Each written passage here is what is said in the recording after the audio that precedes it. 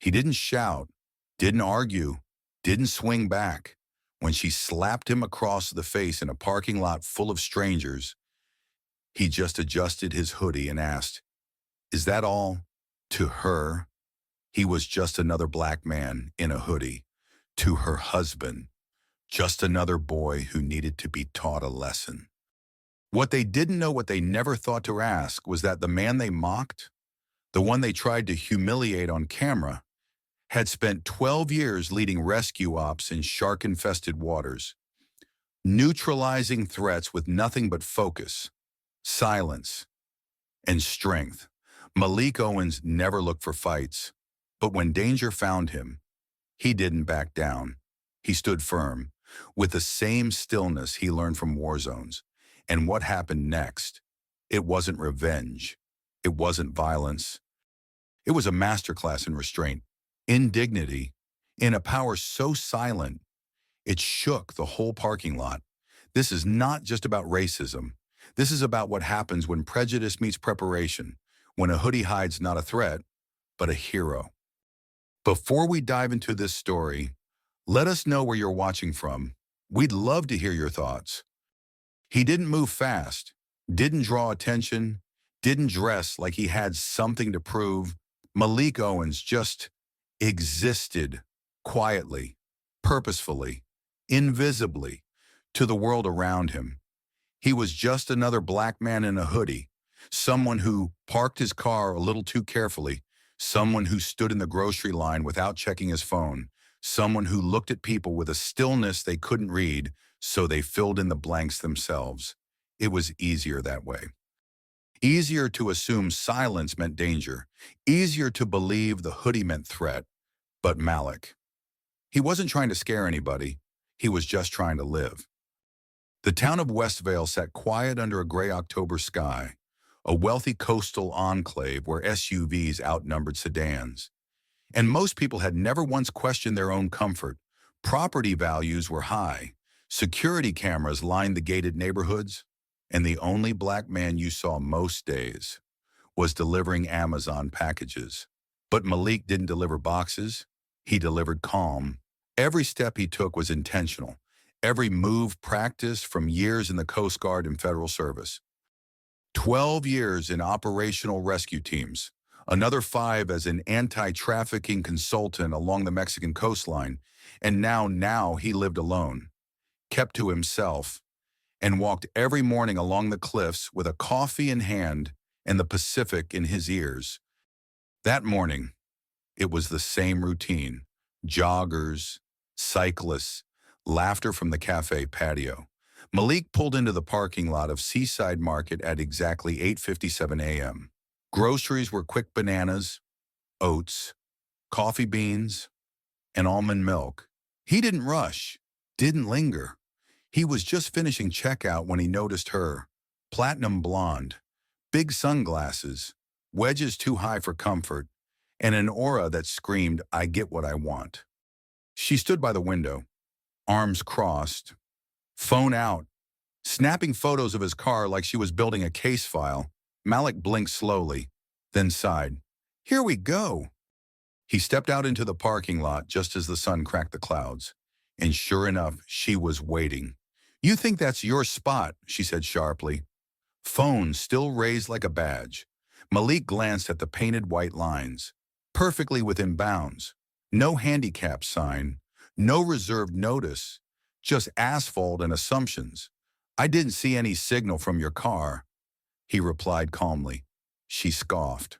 "Oh, so now we have to teach parking etiquette in this country figures." He said nothing.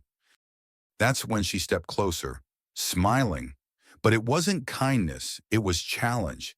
"You people," she started. Malik's jaw tensed, but he said nothing.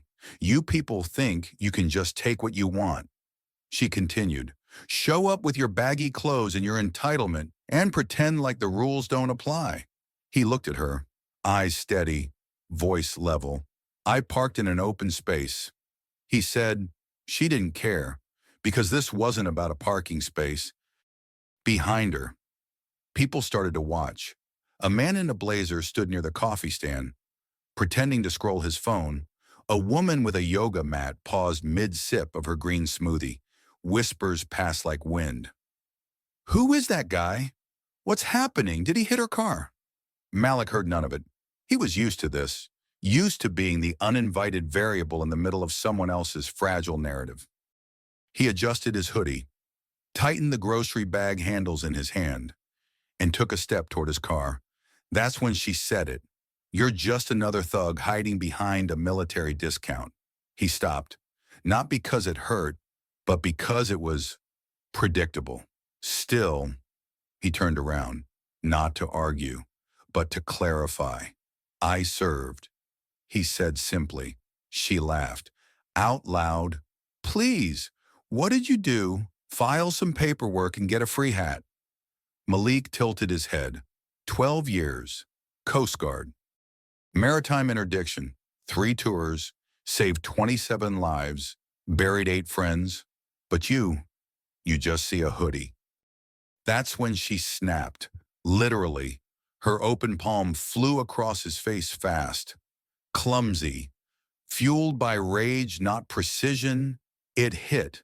Not hard, but loud. A slap meant to humiliate, to make the man in the hoodie retreat, to restore the balance of control.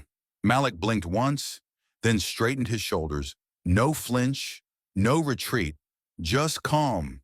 He looked her dead in the eye and asked, "Is that all?" A beat past, then another. Her hand still hovered midair, fingers trembling from the impact, not of the slap itself, but of what came after. Nothing, no shout, no step forward, no retaliation, just a black man in a hoodie standing still. And somehow, that silence rattled her more than any scream could. "You think you're untouchable?" she hissed. "Is that what this is?"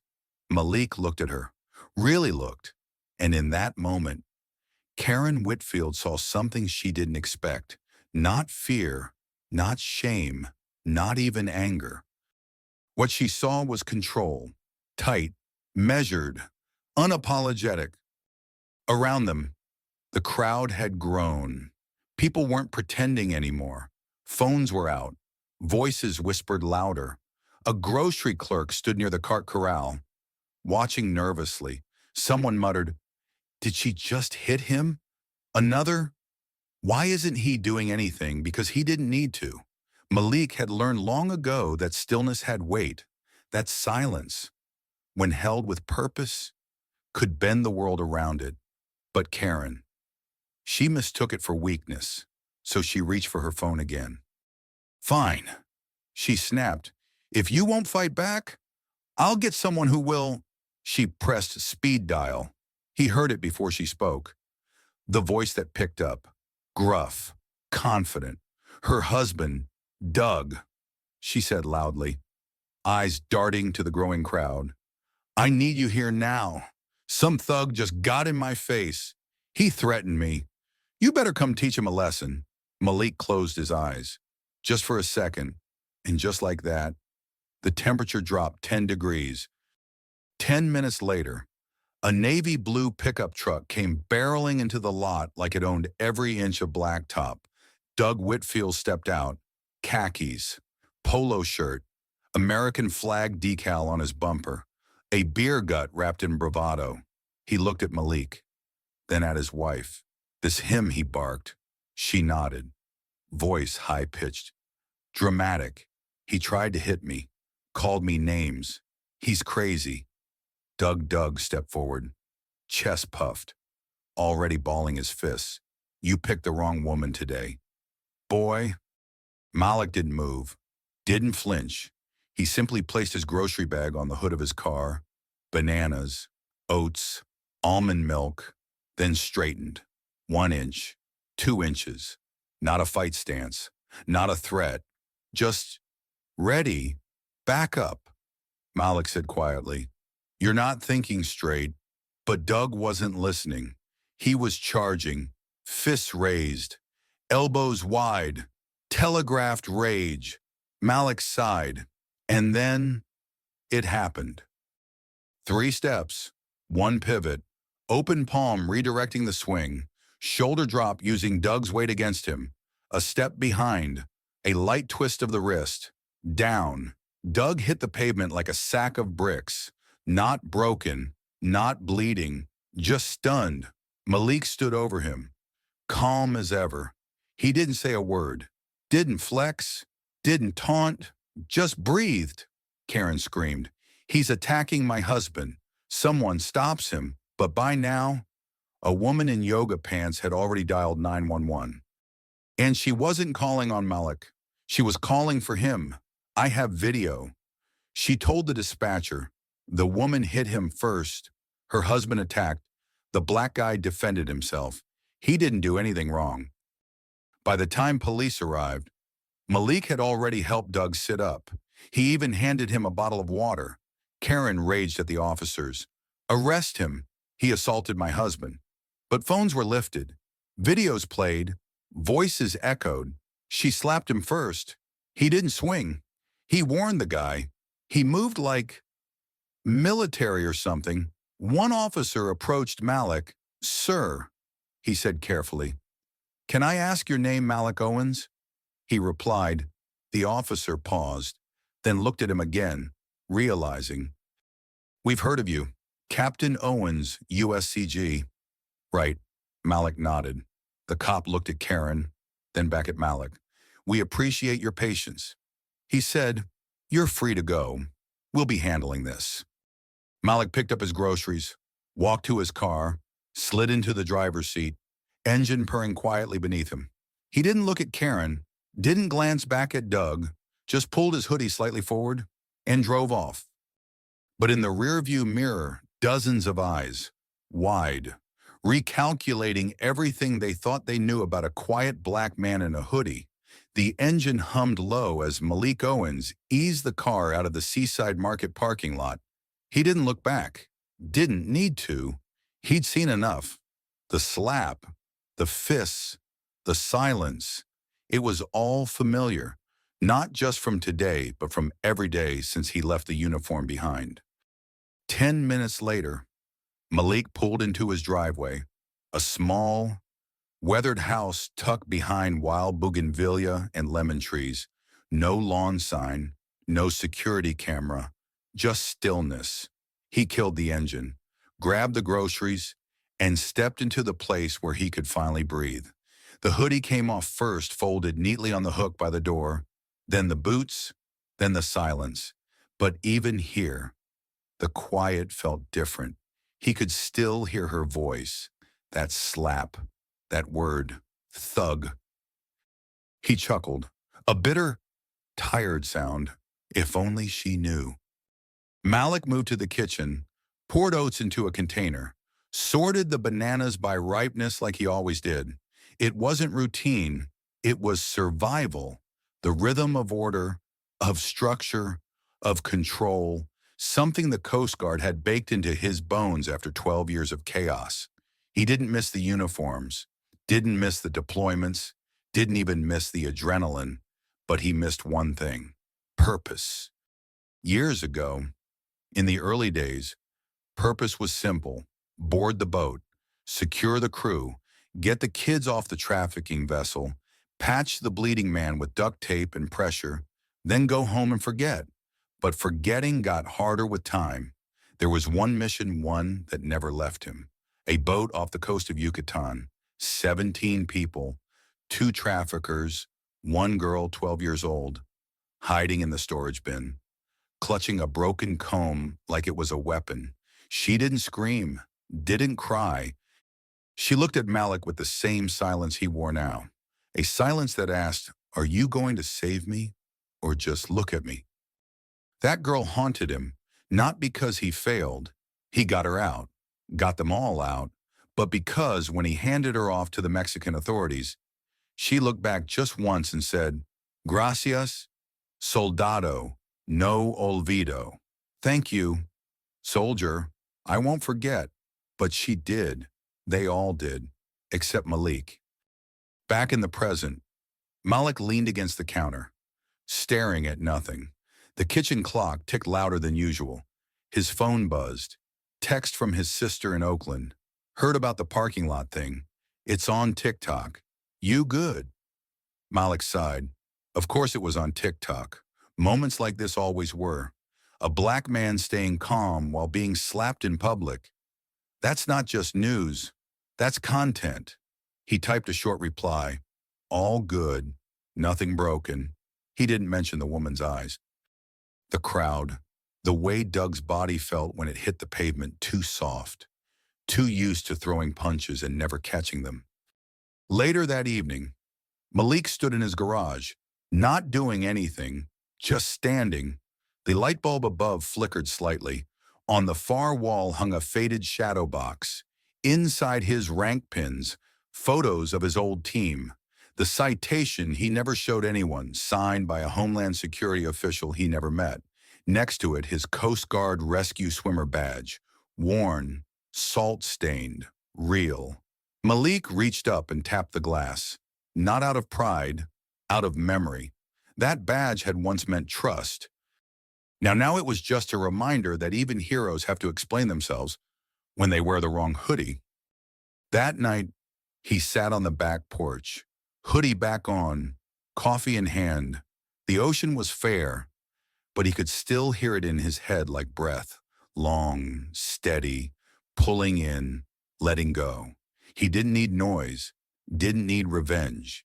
He needed people to understand one thing. Not every threat makes noise. Sometimes, the quiet ones, the ones who move like ghosts, the ones you overlook, the ones who just want to get groceries and go home, are the ones who've already walked through hell and survived. It took less than a coffee break, 7 minutes and 16 seconds after Doug Whitfield hit the pavement. The first video hit the internet, posted by a teenage girl in yoga pants, shaky but clear. The caption read, "He didn't even touch her. Watch what really happened." No hashtags, no filters, just raw footage. Karen's voice screeching, Doug's grunt as he fell, Malik's silence like steel. And in the middle of that suburban parking lot, amidst SUVs, lattes, and filtered air, a story ignited. At 11:32 a.m., it was a local post. By 12:05, it hit Westvale Watch, the community Facebook group. Karen's version spread first. She shared a cropped video from her phone, Malik redirecting Doug's punch. Then Doug falling. The caption read, "I was attacked. I need people to understand how dangerous this man is. He threw my husband," panic buttons, dog whistles, and just enough ambiguity to give people permission to believe her. The comments came fast. Who does he think he is? Why didn't he just back off? Another angry black guy picking a fight? But within an hour, full context arrived. A second angle, then a third, then the full clip from the grocery store's security cam leaked by an employee. Now the narrative shifted, not in whispers, but in waves. The world saw what really happened. Malik standing calm, Karen stepping in first, Doug swinging wildly, Malik de-escalating like a professional, like a man trained to preserve life, not take it. Twitter picked it up next. A journalist from Oakland tweeted, "This is Malik Owens, 12 years in the U.S. Coast Guard. He saved lives. This is how he's treated in his own country for parking his car." 20,000 retweets in 4 hours. News vans showed up on his street before dinner. Malik didn't say a word. He kept his phone off, answered no calls, didn't tweet, post, or go live. He sat on his back porch, hoodie pulled low, and listened to the wind moving through lemon trees. His neighbors started leaving notes on his door. "Thank you for staying calm. I'm sorry you had to go through that. My son saw the video. He asked what it meant. I didn't know what to say." But Karen Shee wasn't finished. The next day, she went on local morning TV, hair perfectly curled, pearl necklace, voice shaking just enough. "I was scared for my life," she said, tears forming behind waterproof mascara. "He looked so cold, so dangerous. I reacted instinctively. Anyone would." The anchor nodded politely. And then, right on cue, her lawyer stepped in. This is not about race. This is about fear and trauma. My client was overwhelmed. It was a chaotic moment. Let's not politicize this. But the world had already politicized it, because the world always does. Within hours, someone pulled Karen's public donation history. She'd contributed thousands to Stand Your Ground PACs. She'd once written a Facebook post about calling the police on two sketchy kids at the playground. Her Yelp reviews surfaced. So did a video from 2021 where she shouted at a barista over the phrase "Black Lives Matter" on a tip jar. By 5 p.m. Hashtag Karen Whitfield was trending on TikTok. Someone made a remix of her TV interview over trap beats. Another clipped Malik's calm words, "Is that all?" and turned it into a sound meme. Millions heard his voice, even if he never opened his mouth. But that silence, it bothered people. Activists called his house, urging him to speak out. A podcast host offered him $10,000 for a 1-hour interview. Civil rights groups want him to become the face of post-racial restraint. But Malik wasn't a face. He was a man who'd seen too much blood on too many docks, a man who buried friends and carried names he never got to say out loud. He didn't need a microphone. He needed room to breathe. At Seaside Market, the store manager posted a sign to Mr. Owens. "We are sorry. You are always welcome here." At the checkout counter, someone slipped a note to the cashier. "If that man ever comes in here again, his groceries are on me. No cameras." Meanwhile, Doug stayed quiet. Rumor had it he was dealing with back pain and avoiding reporters. Some claimed he was embarrassed. Others said he was furious at Karen for dragging him into something he didn't understand. But none of them understood Malik, because Malik wasn't trying to prove anything. He had already proven enough. With his hands, with his restraint, with his stillness, he didn't need to raise his voice. The world was doing the shouting for him now. By Thursday, the air in Westvale had changed. It wasn't outrage anymore. It was obsession. News vans lined the corner of Malik Street like ice cream trucks during a summer heat wave. Reporters camped outside his mailbox. Strangers left candles, flowers, even protest signs on his front lawn. The neighborhood HOA sent a polite letter. "While we respect the sentiment, we ask residents to refrain from political displays on shared sidewalks." Inside the house, Malik stood by the window, arms crossed, hoodie sleeves rolled up.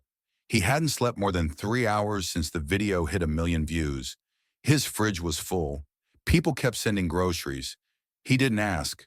A basket of organic fruit from a pastor in Oregon, 3 bags of coffee from a nonprofit in Atlanta, even a handwritten card from a teacher in Detroit. "My students watched what you did. They said it taught them more than any civics lesson ever could." He didn't know how to feel about that. He didn't want to be a civics lesson. He wanted to be left alone.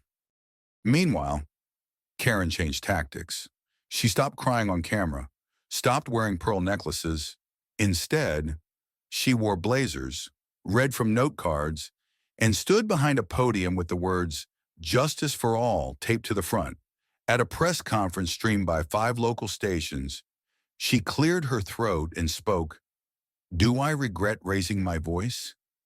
Yes, but I was provoked. This situation is about more than race. It's about safety. It's about women being allowed to stand up for themselves." She paused for effect. "I've been receiving threats. My business has been attacked. My family is in hiding. This isn't justice. This is a witch hunt." Reporters took the bait. "Do you believe Mr. Owens intended to harm you? Are you filing charges? Is this an example of reverse discrimination?" Karen didn't answer directly. She didn't need to. Her lawyer answered for her. "We're reviewing options. Translation, we might sue." By Friday morning, the headlines changed tone, from hero to headache. Why Malik Owens must speak now. Where is he? The silence of the man in the hoodie. Black veteran or vigilante? Malik read the articles in silence. Didn't even scroll. He knew how this game worked. First, they want you calm, then they want you loud. And if you don't perform either role the way they expect, they'll write the ending for you. That night, his sister called again. You need to say something. Lick. A statement. A video. Anything. He shook his head. She couldn't see it. I didn't start this. He said, I don't owe it my voice. But you're in it now, she replied, voice rising. Whether you like it or not, people are listening. What do you want them to hear? He didn't answer, because deep down, he wasn't sure. Saturday morning, a letter arrived in the mail, stamped Office of Civilian Review, State Investigation Committee. It was official now, a formal review of the altercation, not criminal, not disciplinary, just bureaucratic theater. An interview, some paperwork, an archived report that would collect dust for decades. Still, it meant something. They weren't looking to punish Karen. They were looking to manage Malik. Later that day, he received a call from a civil rights organization. The woman on the line was polite, polished, professional. We think this is a pivotal moment. She said, we'd like to invite you to speak at our national summit. It would mean a lot. Malik stared out the window. Kids were riding bikes. Someone's sprinkler ticked like a metronome. I'm not a speaker, he said quietly. You don't have to be, she replied. You just have to show up. He hung up without answering. 'Cause that's what no one understood.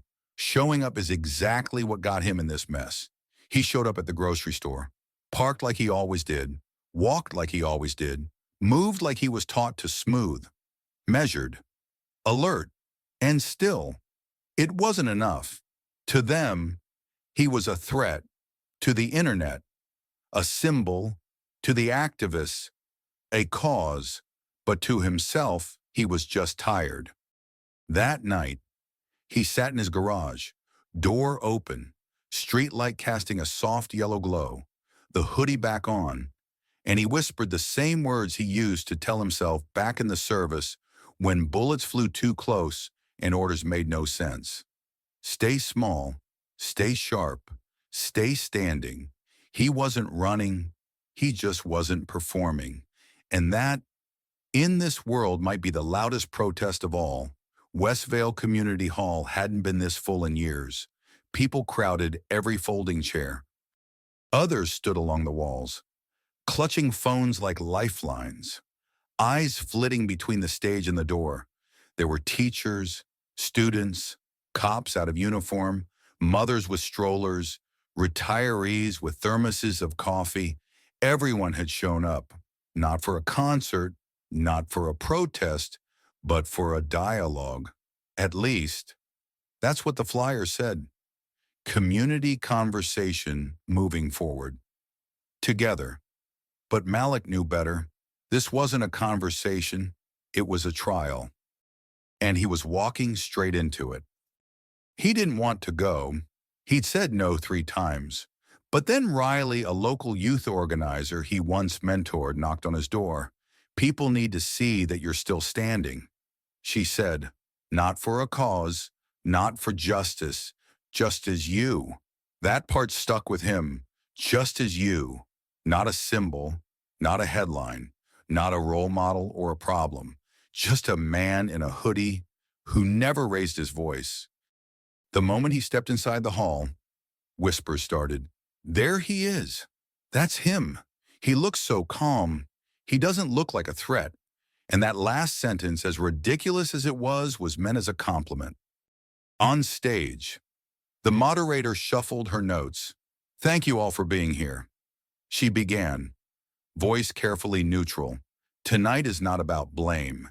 It's about bridge building. Malik scanned the crowd. Karen sat in the front row, hair curled, blouse high-necked, a small American flag pin on her lapel. Beside her sat Doug, arms folded, jaw tight. Behind them reporters, notepads ready, and behind them Westvale, waiting to see what a black man in a hoodie would do when finally handed a mic. We'll begin with opening statements. The moderator said. Karen stood first. She walked slowly to the mic, eyes lowered just enough to seem humbled, voice trembling just enough to seem genuine. I want to start by saying I never meant to hurt anyone, she said. I reacted poorly in a moment of fear. I've spent the last few days doing a lot of reflection. She paused, perfectly timed, and I realize now that I carry biases I didn't see before. I'm not proud of them, but I want to grow. I want to learn. Applause rippled across the room. Malik watched, expression unreadable. Then the moderator turned to him. Mr. Owens, would you like to respond? He didn't move at first, just exhaled slowly, then stood, walked to the mic. No notes, no lawyer, just Malik, and the silence that followed him everywhere. He looked out across the crowd, and instead of speaking, he reached into his hoodie pocket and pulled out a folded piece of paper. He unfolded it, held it up. On it was a single sentence. You don't owe people a performance to prove your humanity. He held it for 3 seconds, then 5, then folded it again, put it back in his pocket, and walked off stage. No speech, no lecture, just presence. The room stayed silent, not because they were confused, but because somehow they understood. The moderator cleared her throat, unsure how to proceed, but someone in the back, an older black man with a veteran's cap, stood up and said, sometimes silence says more than sound ever could.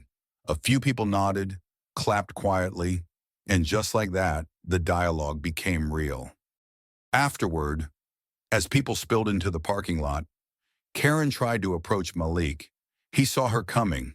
Malik, she said softly, can we talk?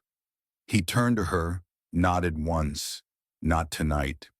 He said, tonight was for listening. She froze because she realized something. Malik hadn't forgiven her. He hadn't condemned her. He had simply stepped out of the script.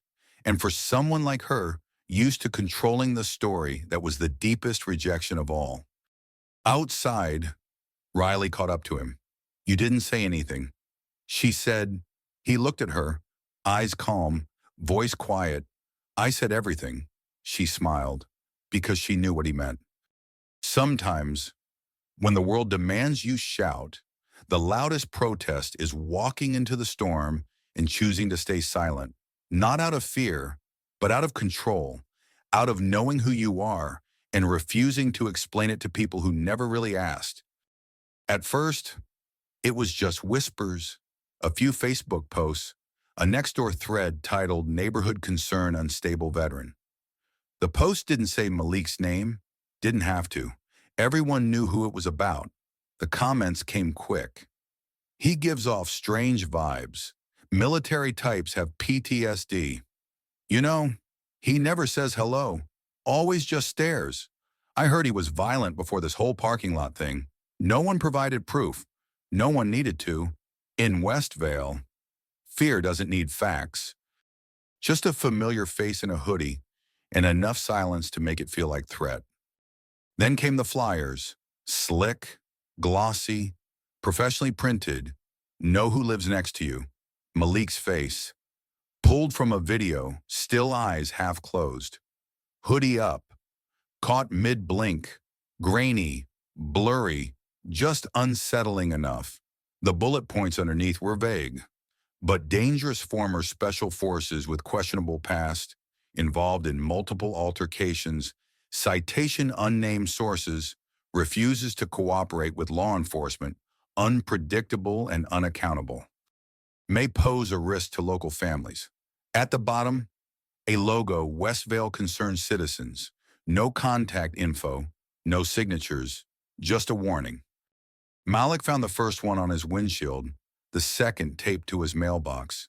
By the third day, they were everywhere: coffee shops, church bulletin boards, school fences. Some neighbors ignored them, some whispered apologies, but most just looked away. Public humiliation used to happen in the town square. Now it happens in Google search bars. Malik's name auto-filled with incident. Dangerous. Arrest record. Real story. There was no arrest record, no incident beyond the one Karen created, but truth didn't trend. Fear did. Someone created a fake website, malikowenswatch.com. It looked official, used military fonts, had a background photo of dark clouds over an American flag.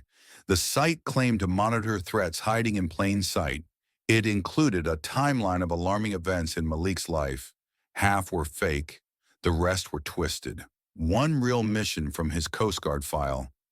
A high-stakes interdiction off the coast of Colombia was spun into Malik was involved in an operation that led to civilian injury.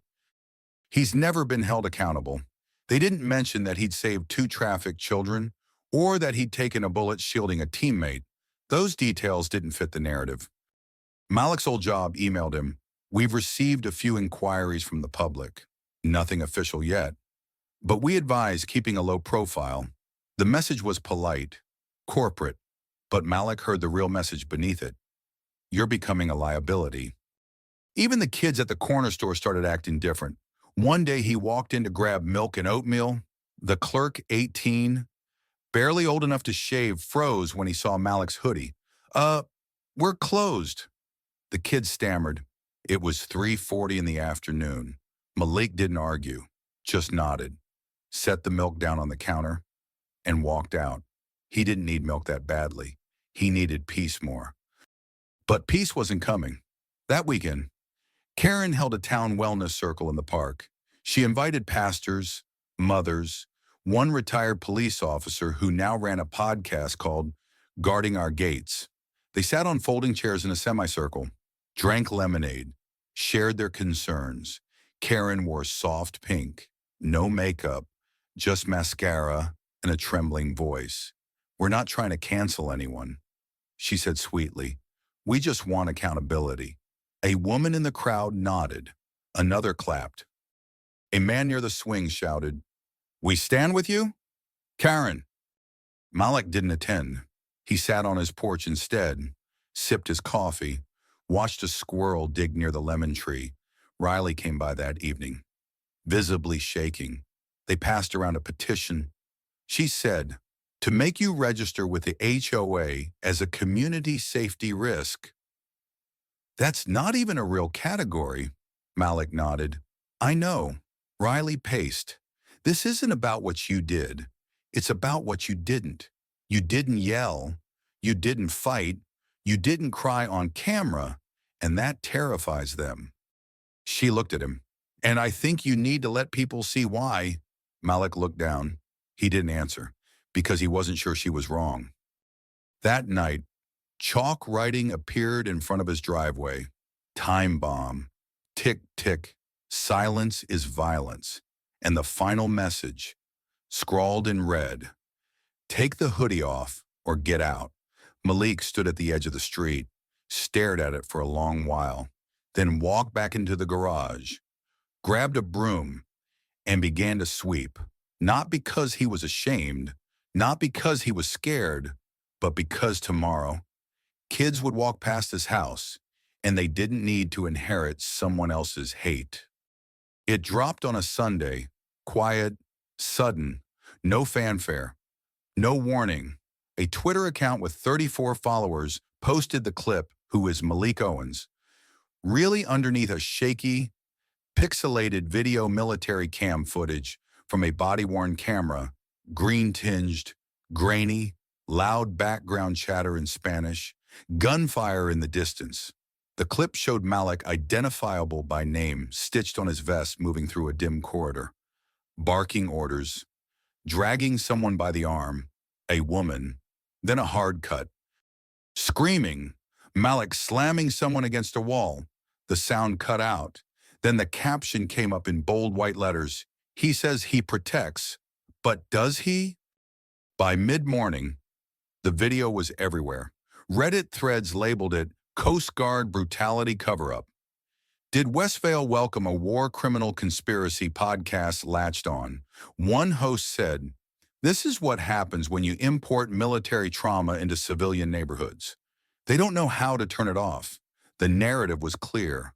Malik wasn't just silent, he was hiding something.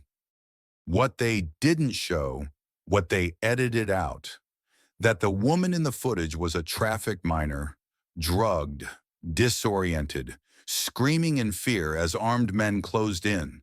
Malik wasn't attacking her.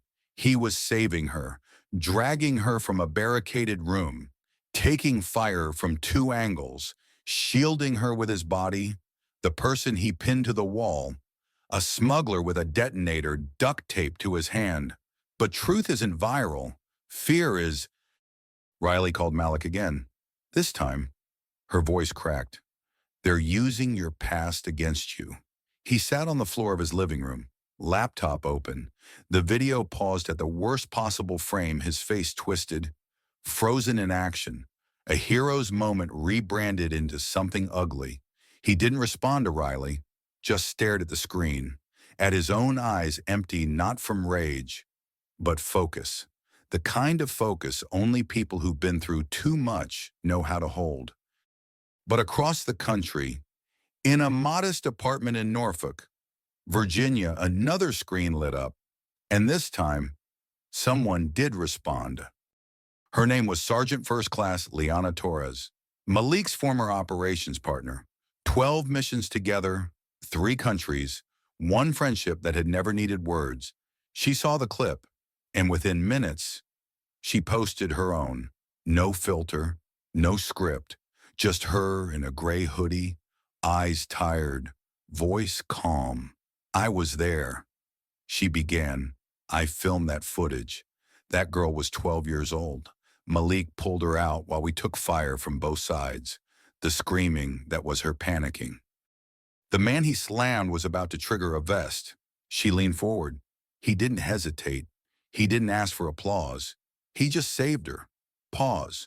You want to twist that into violence, shame on you. The video hit harder than the smear because it was real, raw, and it came from someone who didn't owe Malik anything except the truth.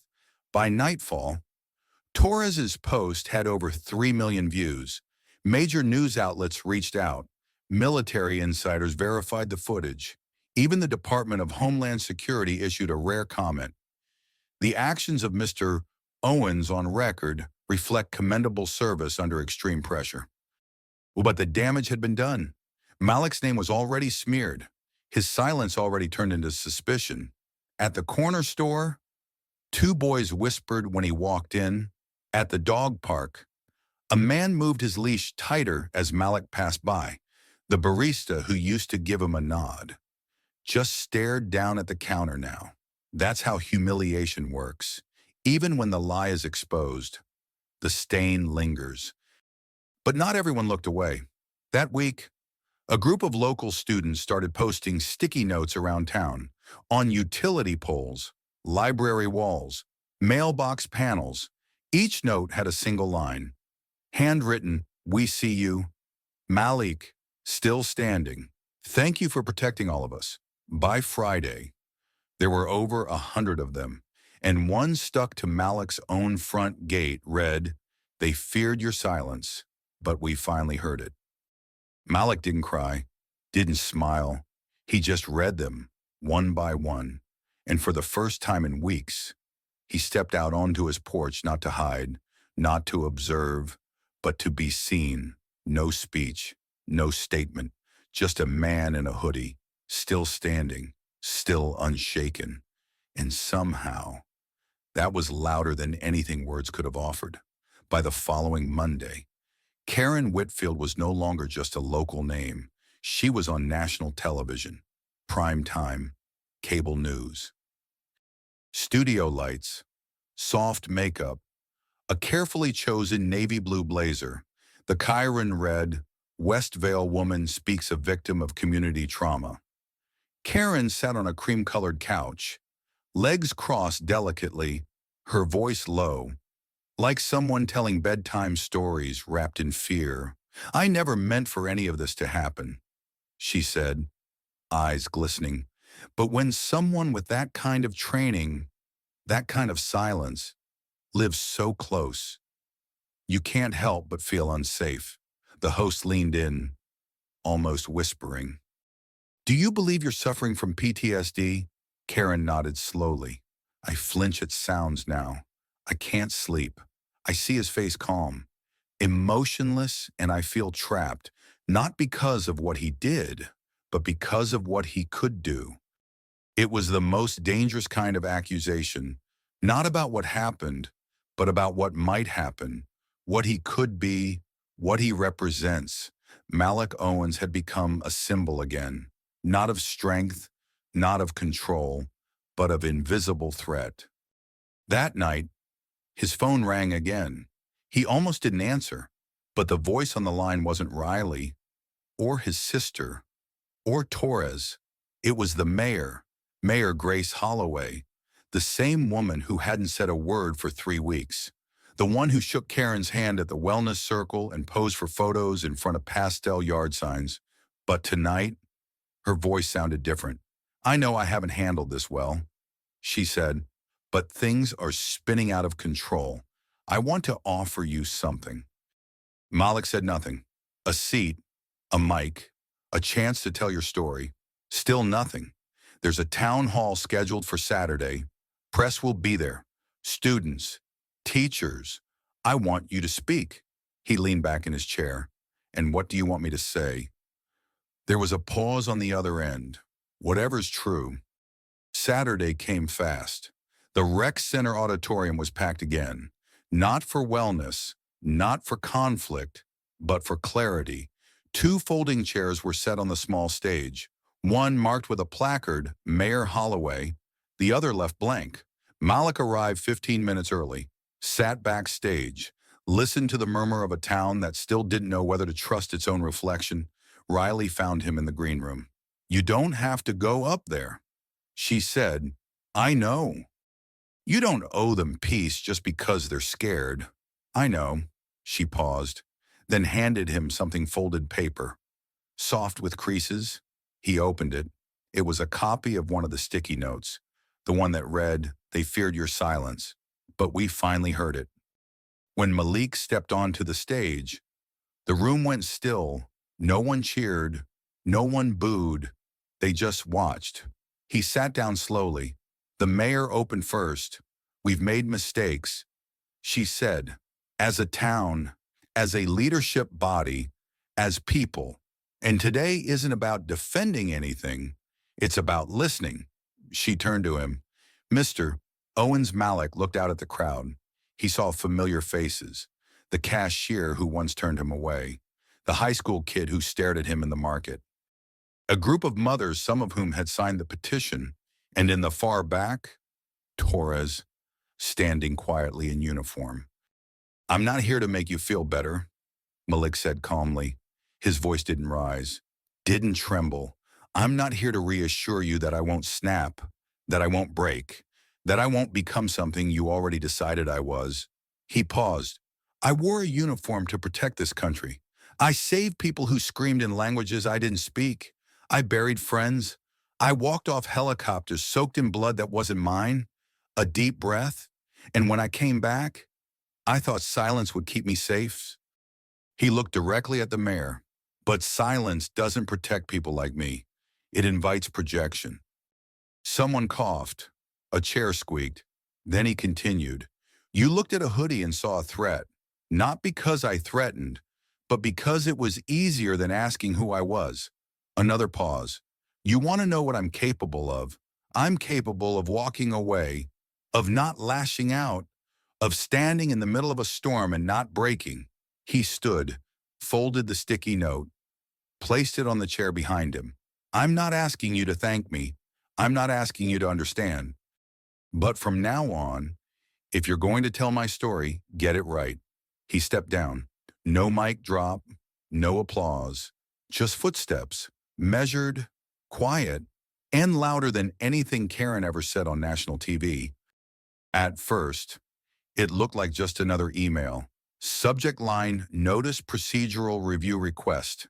Civilian Safety Board Sender, Internal no reply Eox.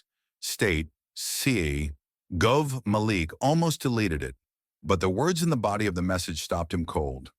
We are initiating a Level 2 behavioral risk evaluation in response to a formal complaint submitted to the Office of Civilian Safety. Your current security credentials will be temporarily suspended pending review. It wasn't a request. It was a command. By noon, his building access was revoked. His badge didn't scan. His ID login froze. At 3:22 p.m., he received a second email from his department supervisor, Malik.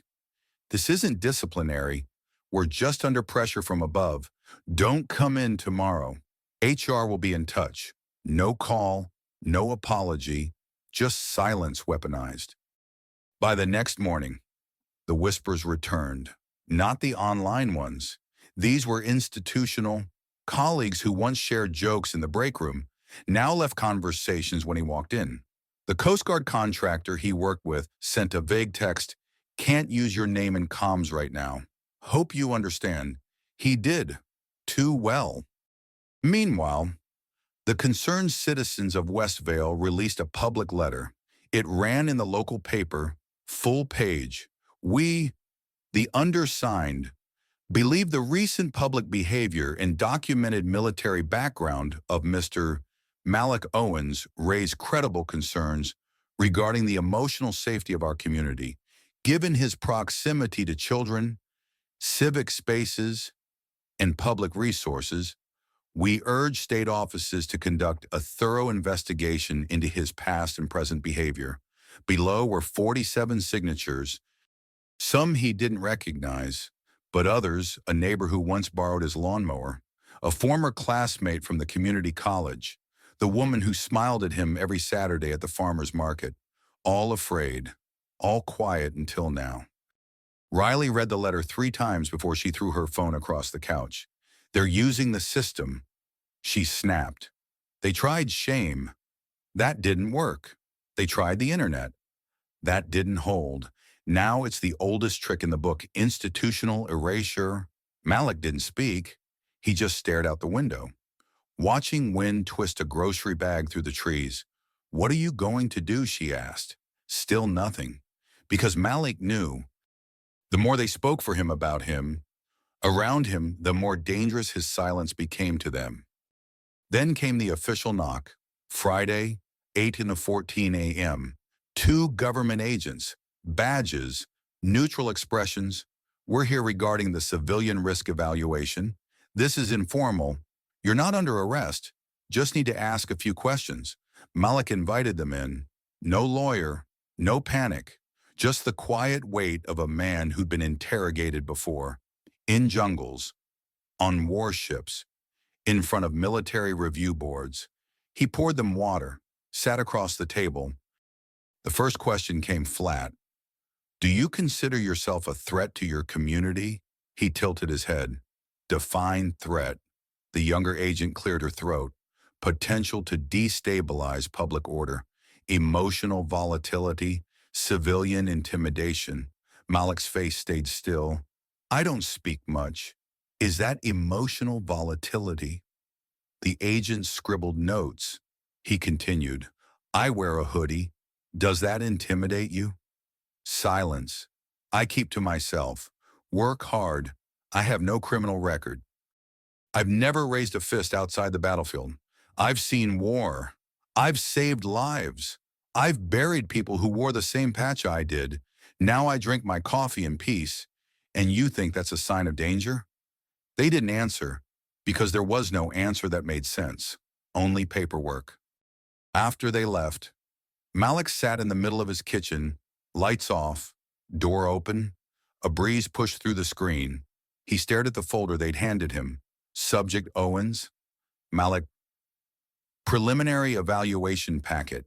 It contained summaries, social media screenshots, neighborhood complaints, anonymous statements, and one redacted copy of a report titled Potential Behavior Escalation Indicators, Unconfirmed. He laughed, just once, dry, bitter.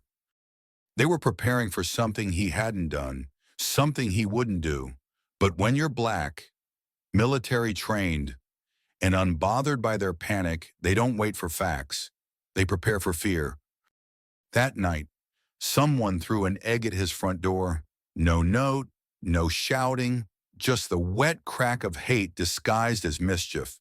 Malik cleaned it quietly, didn't call the cops, didn't post about it, because if they wanted him loud, angry, unstable, he wasn't going to give them that.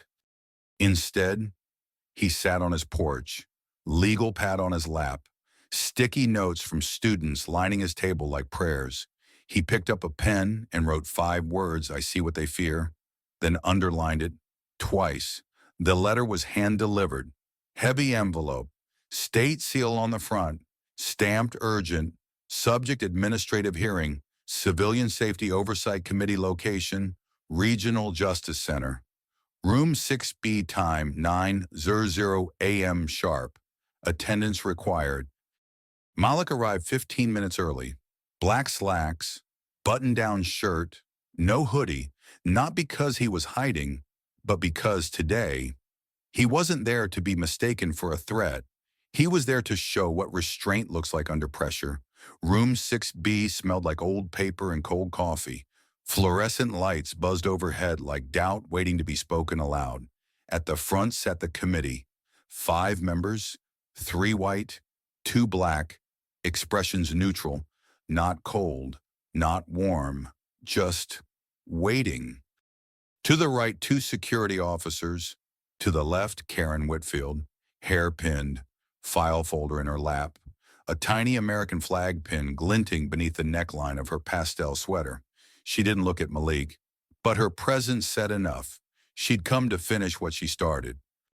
The chairwoman began. "This is a behavioral risk hearing.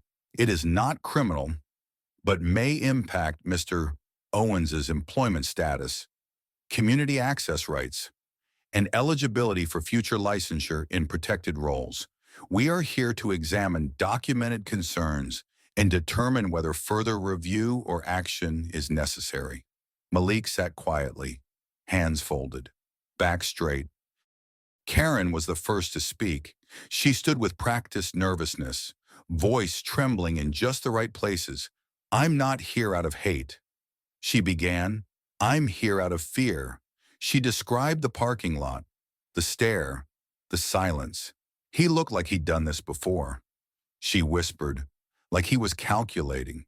She referenced community safety, emotional trauma, unresolved aggression. Then she opened her folder, pulled out a photo, blurry, black and white Malik mid-motion during his rescue days. He's trained. He knows how to control people, how to hurt them if he wants. A gasp in the room, not loud, but real. She looked at Malik, voice barely audible. "Do you know what it's like to live next door to someone who could break you with a look?" The chairwoman nodded. "Thank you, Mrs. Whitfield. We'll consider your testimony. Then, Mr. Owens, do you have a prepared response?" Malik stood slowly, deliberately.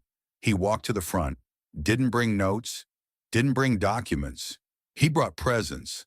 "I've served my country. I've saved strangers. I've buried brothers." He looked around the room.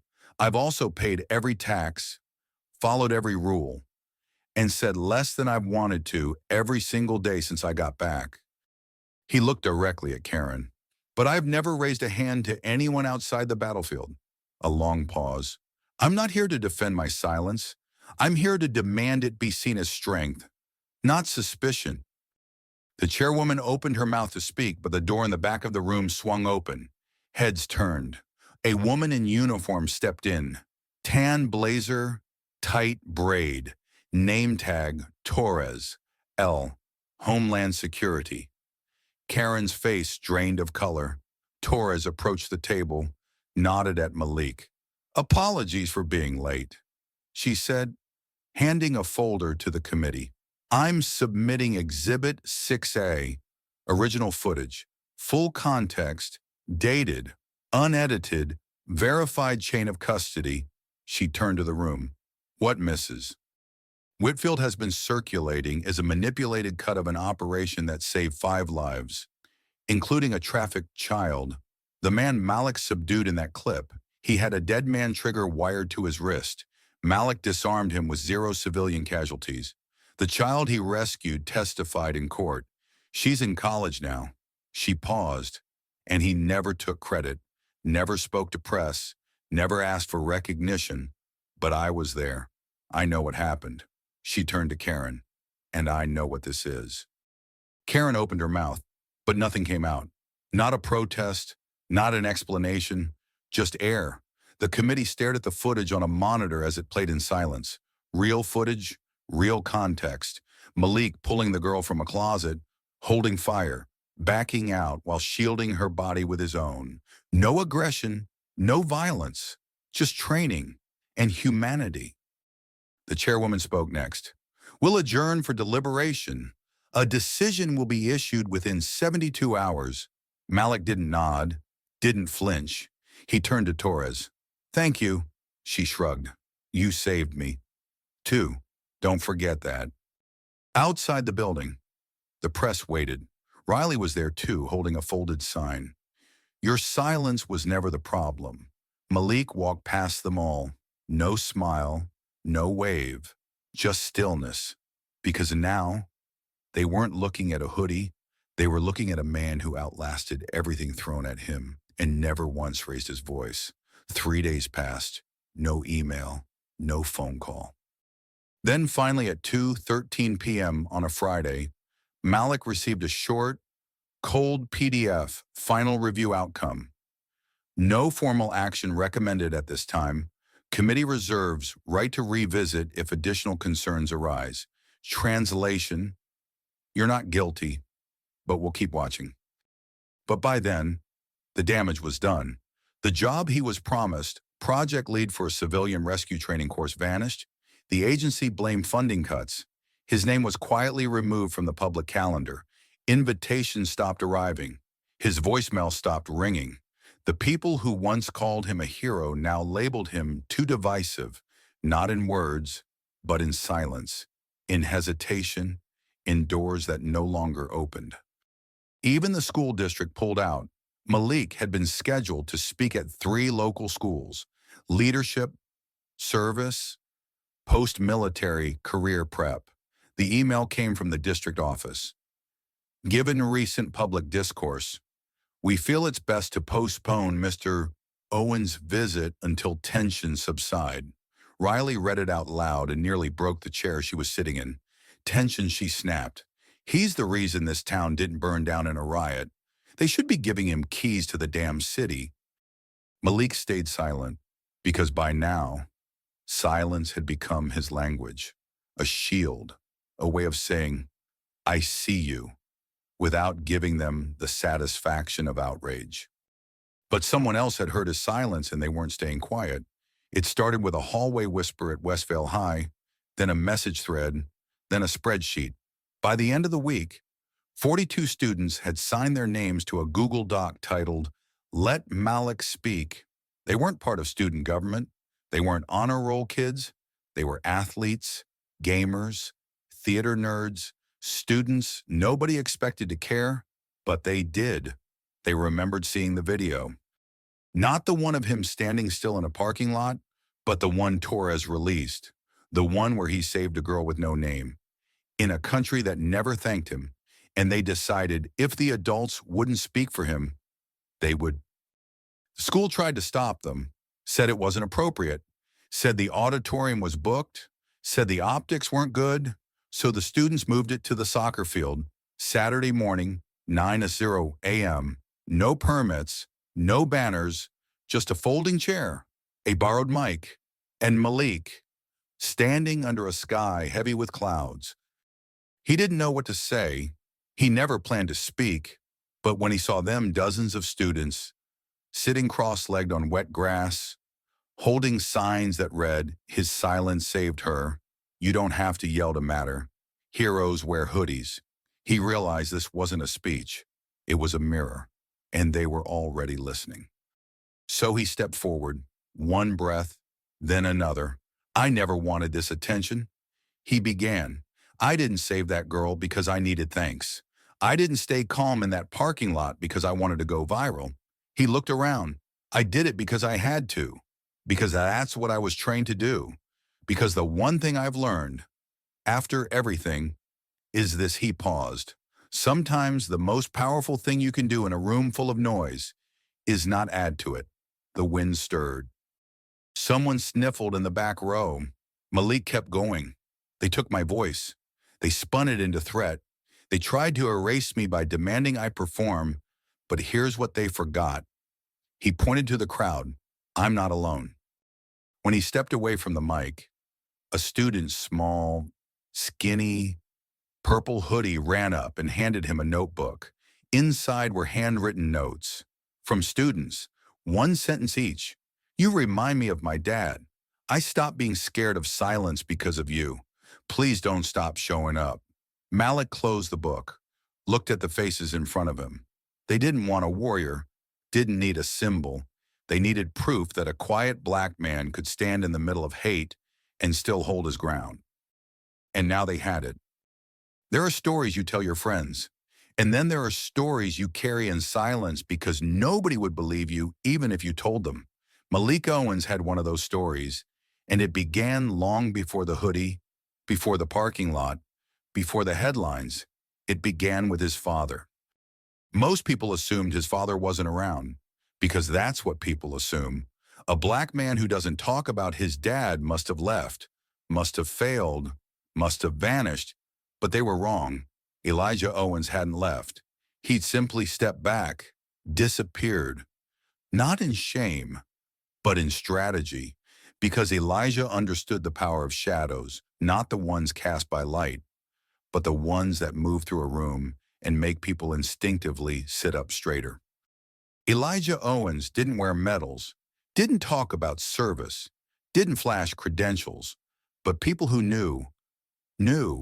He'd spent 17 years in federal intelligence, not the spy movie kind, the kind that never makes the news, the kind that rewrites news behind closed doors. Now he lived off-grid, phone off, paper trails burned, not because he was hiding, but because he was watching, always. The morning he showed up in Westvale, he didn't call ahead, didn't knock, didn't send a text.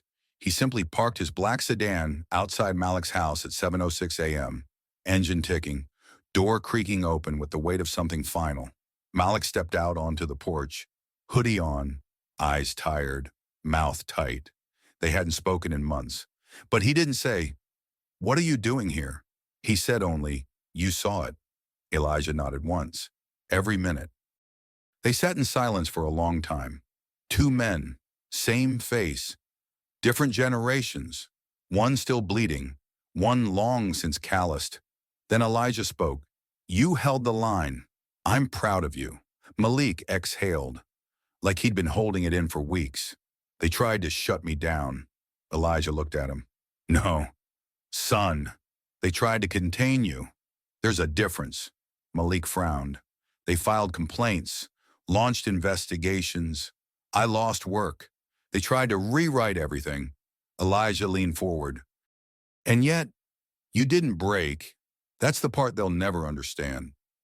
Later that day, they drove through town together. No destination, just presence. Elijah didn't say much, didn't need to. He walked into the same coffee shop where Malik had once been refused eye contact and ordered 2 black coffees with a stare that made the barista forget how to blink. At the hardware store, a clerk offered them a discount without being asked, not because of kindness, but because something about Elijah's silence said, "You owe us more than money." By mid-afternoon, word had spread. "Is that his dad? He's in town. Did you see the way Mr. Owens looked at the mayor?" People remembered Elijah, sort of. They remembered the time, 10 years ago, when he shut down a school board meeting with one sentence, when he quoted state education code from memory and exposed a backdoor deal that cost 3 board members their careers. Back then, folks whispered he was connected. Now, they remembered why that made them nervous. That evening, Malik and Elijah sat by the lemon tree in the backyard, sun dipping, wind low. Malik stared at the grass. "I didn't think it would go this far." Elijah took a sip of coffee. They're afraid of what you represent. You stood still and made noise they couldn't control. Malik shook his head. I didn't even fight back. That's why it worked. Elijah set his cup down, looked Malik in the eye. Son, you've been playing defense, and you've done it well. But sometimes, defense isn't enough. Sometimes the most radical act is stepping forward. Malik looked away. I don't know if I have it in me. Elijah leaned in, voice low but sharp. You don't have to become loud. You just have to become clear. Pause. Because if you don't define yourself, they'll keep defining you, and the next boy in a hoodie won't stand a chance. Malik didn't answer, but something shifted in his jaw. Not anger, not defiance. Resolve. The kind that builds in men raised by silence and sharpened by truth. The shadow had woken, not to destroy, but to remind, to restore, to prepare the ground for what comes next. And in Westvale, that meant only one thing. The storm wasn't over. It had just begun to listen. Elijah Owens didn't ask for meetings. He scheduled them. Within 48 hours of arriving in Westvale, 4 things happened. 1. The local newspaper editor received an envelope marked, "For your records." 2. The HOA president suddenly canceled their monthly meeting. 3. The city council's private group chat went dark. 4. The school superintendent called in sick. Elijah hadn't threatened anyone. He hadn't filed lawsuits. He hadn't raised his voice. All he'd done was deliver information. And in a place like Westvale, information was a sharper weapon than any blade. On Tuesday morning, Elijah walked into the city clerk's office, pressed slacks, plain shirt, no tie. He handed the receptionist a sealed manila folder. I'm invoking Section 9(5) of the State Transparency Code. This is a formal inquiry regarding misuse of community safety initiatives for racial targeting. She blinked. Do you have a legal rep or counsel? I don't need a lawyer to ask questions, Elijah said, flatly. But you'll need one if you don't answer them. She nodded, slowly. He walked out before she could offer a receipt. Inside the folder were 4 key documents, an unredacted email from the HOA president describing Malik as a social time bomb, a call transcript between Karen and a state-level compliance officer, obtained via FOIA, where she referred to Malik as the type that snaps when he's cornered, a copy of the so-called anonymous community complaint metadata showing it had been written from a device inside Karen's home, and most damning, a donation record linking Karen to a lobbying group that pushed for increased surveillance of domestic actors fitting military profiles. Elijah didn't need a megaphone. He had receipts. That afternoon, the town's attorney called Malik's HR director. A voicemail leaked later would reveal the conversation.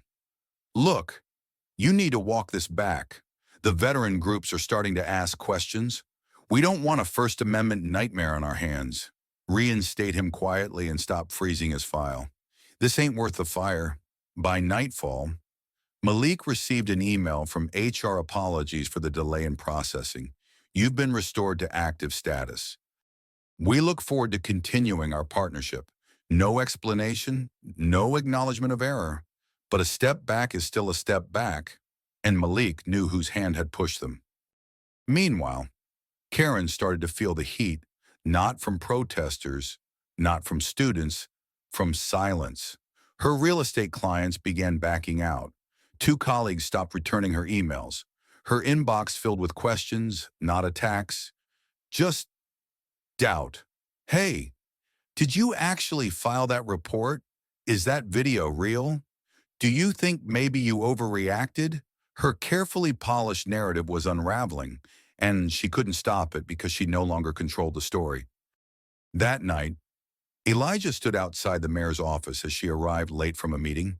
She startled when she saw him. Elijah, he raised one hand.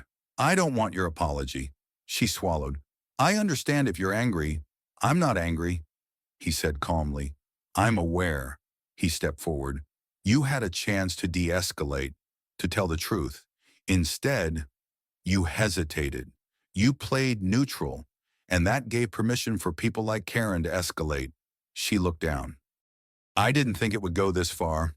Elijah's eyes didn't blink. You never do. That's why it does. Then he handed her a folded paper.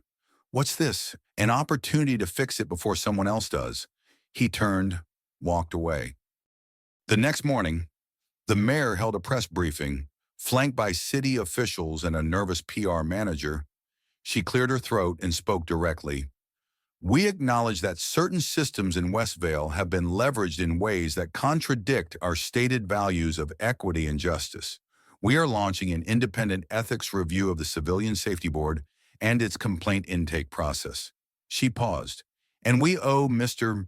Malik Owens both an apology and our protection moving forward. For the first time in weeks, Malik allowed himself a breath, not relief, but recognition. Elijah sat across from him at the kitchen table, sipping tea instead of coffee. I didn't do this to rescue you. He said, I did it to remind them you were never alone. Malik looked down. I thought walking away from all of it would protect me. Elijah leaned back. Sometimes it does, but sometimes the only way to stay whole is to let the shadows walk with you. It was quiet that morning. The kind of quiet Westvale hadn't heard in weeks. No headlines, no flyers, no new rumors, just a stillness settling in like dust after a storm. And in that stillness, Elijah Owens walked into the same coffee shop where it all began. Same bell above the door, same fake brick wallpaper, same small-town menu with $7 cold brew and extra small tolerance. He didn't order anything, just sat at a corner table and waited. 10 minutes later, she walked in. Karen Whitfield, pressed blouse, oversized sunglasses, a stiff smile that didn't reach her eyes. She saw him, hesitated, then walked over like someone approaching a sleeping animal she wasn't sure had teeth. Elijah, she said softly. He nodded. Karen, she sat down. No handshake, no small talk, just silence. Until she broke it. I heard you're leaving town. I am, Elijah replied. But first, I thought we should have a conversation. One without lawyers, one without cameras. Karen shifted in her seat. I never meant for this to spiral. Elijah tilted his head. No, I was scared, she said quickly. That day, in the parking lot, he was so quiet, so unreadable. And unreadable means dangerous, he asked. She opened her mouth, closed it, tried again. I didn't know who he was. You have to understand. I was just trying to protect myself. Elijah leaned in, voice low. No, Karen, you weren't protecting yourself. You were protecting your comfort. And when someone didn't perform the way you expected, you punished them for it. She looked away, out the window, anywhere but his face. He continued, you didn't just make a mistake. You weaponized fear. You used systems built to keep people like you safe against people like my son who've spent their entire lives proving they don't deserve to be hurt. Her jaw clenched. Her eyes glistened, but it wasn't remorse. It was exposure. Do you want me to say I'm sorry? She asked. Is that what this is? Elijah shook his head slowly. No.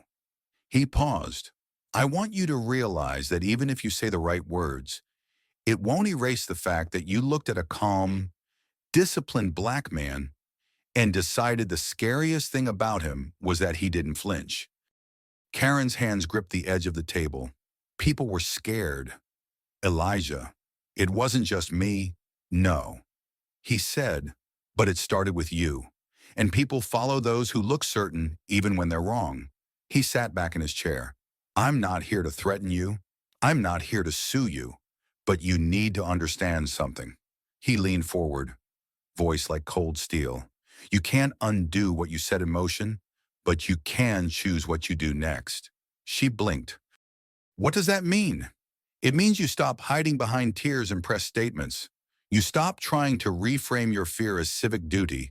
You stop being the face of a lie that almost cost my son everything.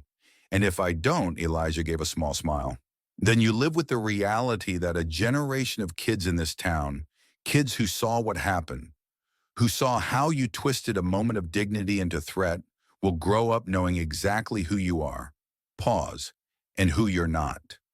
She didn't respond, couldn't, not because he was cruel, but because he was right.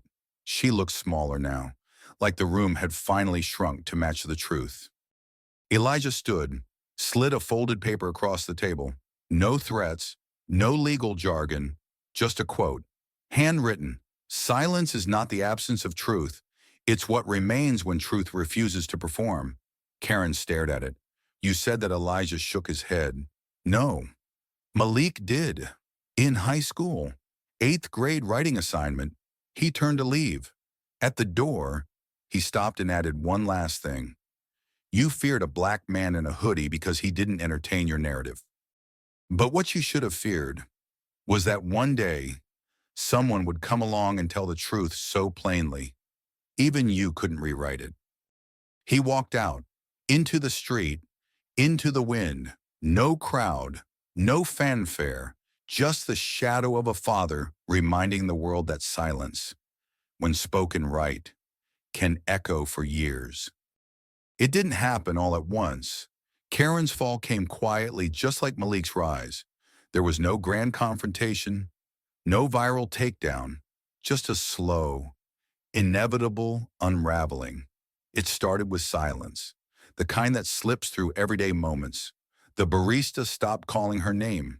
Emails went unanswered. Calls went to voicemail. Neighbors no longer lingered at her fence.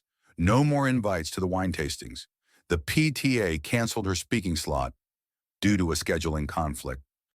By the 3rd week, Karen noticed how often people looked past her. She walked into the local co-op and felt it. It wasn't hatred, it was cold neutrality, the kind reserved for someone people are embarrassed to have ever supported. She tried to pretend nothing had changed, still wore her pastel blazers, still smiled at the market, still parked in the same spot front row, just left of the handicap sign, but inside, the cracks were showing. Then came the cancellations. A longtime client emailed in light of recent developments. We're moving forward with a different representative. Best of luck. 2 property closings were pulled. Her real estate firm sent a formal notice until the public situation is resolved. We're temporarily reassigning your listings. She called her supervisor. No answer. She texted twice. Still nothing. The HOA wasn't far behind. Karen arrived at the monthly meeting, prepared with spreadsheets and speaking points. She wore her flag pin. She brought cookies, but no one met her eyes. The vice president stood and read a short statement. Effective immediately. The board has voted to restructure leadership. We thank Karen Whitfield for her prior service. There was no vote, no discussion, just quiet nods. Karen gathered her things and left the room to the sound of folding chairs shifting back into place. That weekend, she received a letter in the mail. No return address, no name. Inside was a black piece of fabric, soft, faded. It looked like it had been cut from an old hoodie. Wrapped around it was a note. He never raised his voice. But you made the world shout.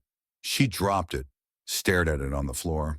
Then, slowly, picked it back up and folded it into her desk drawer. The Ethics Review Board released its findings the following Tuesday.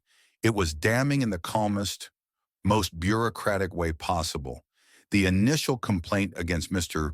Owens lacked credible evidence and demonstrated signs of personal bias.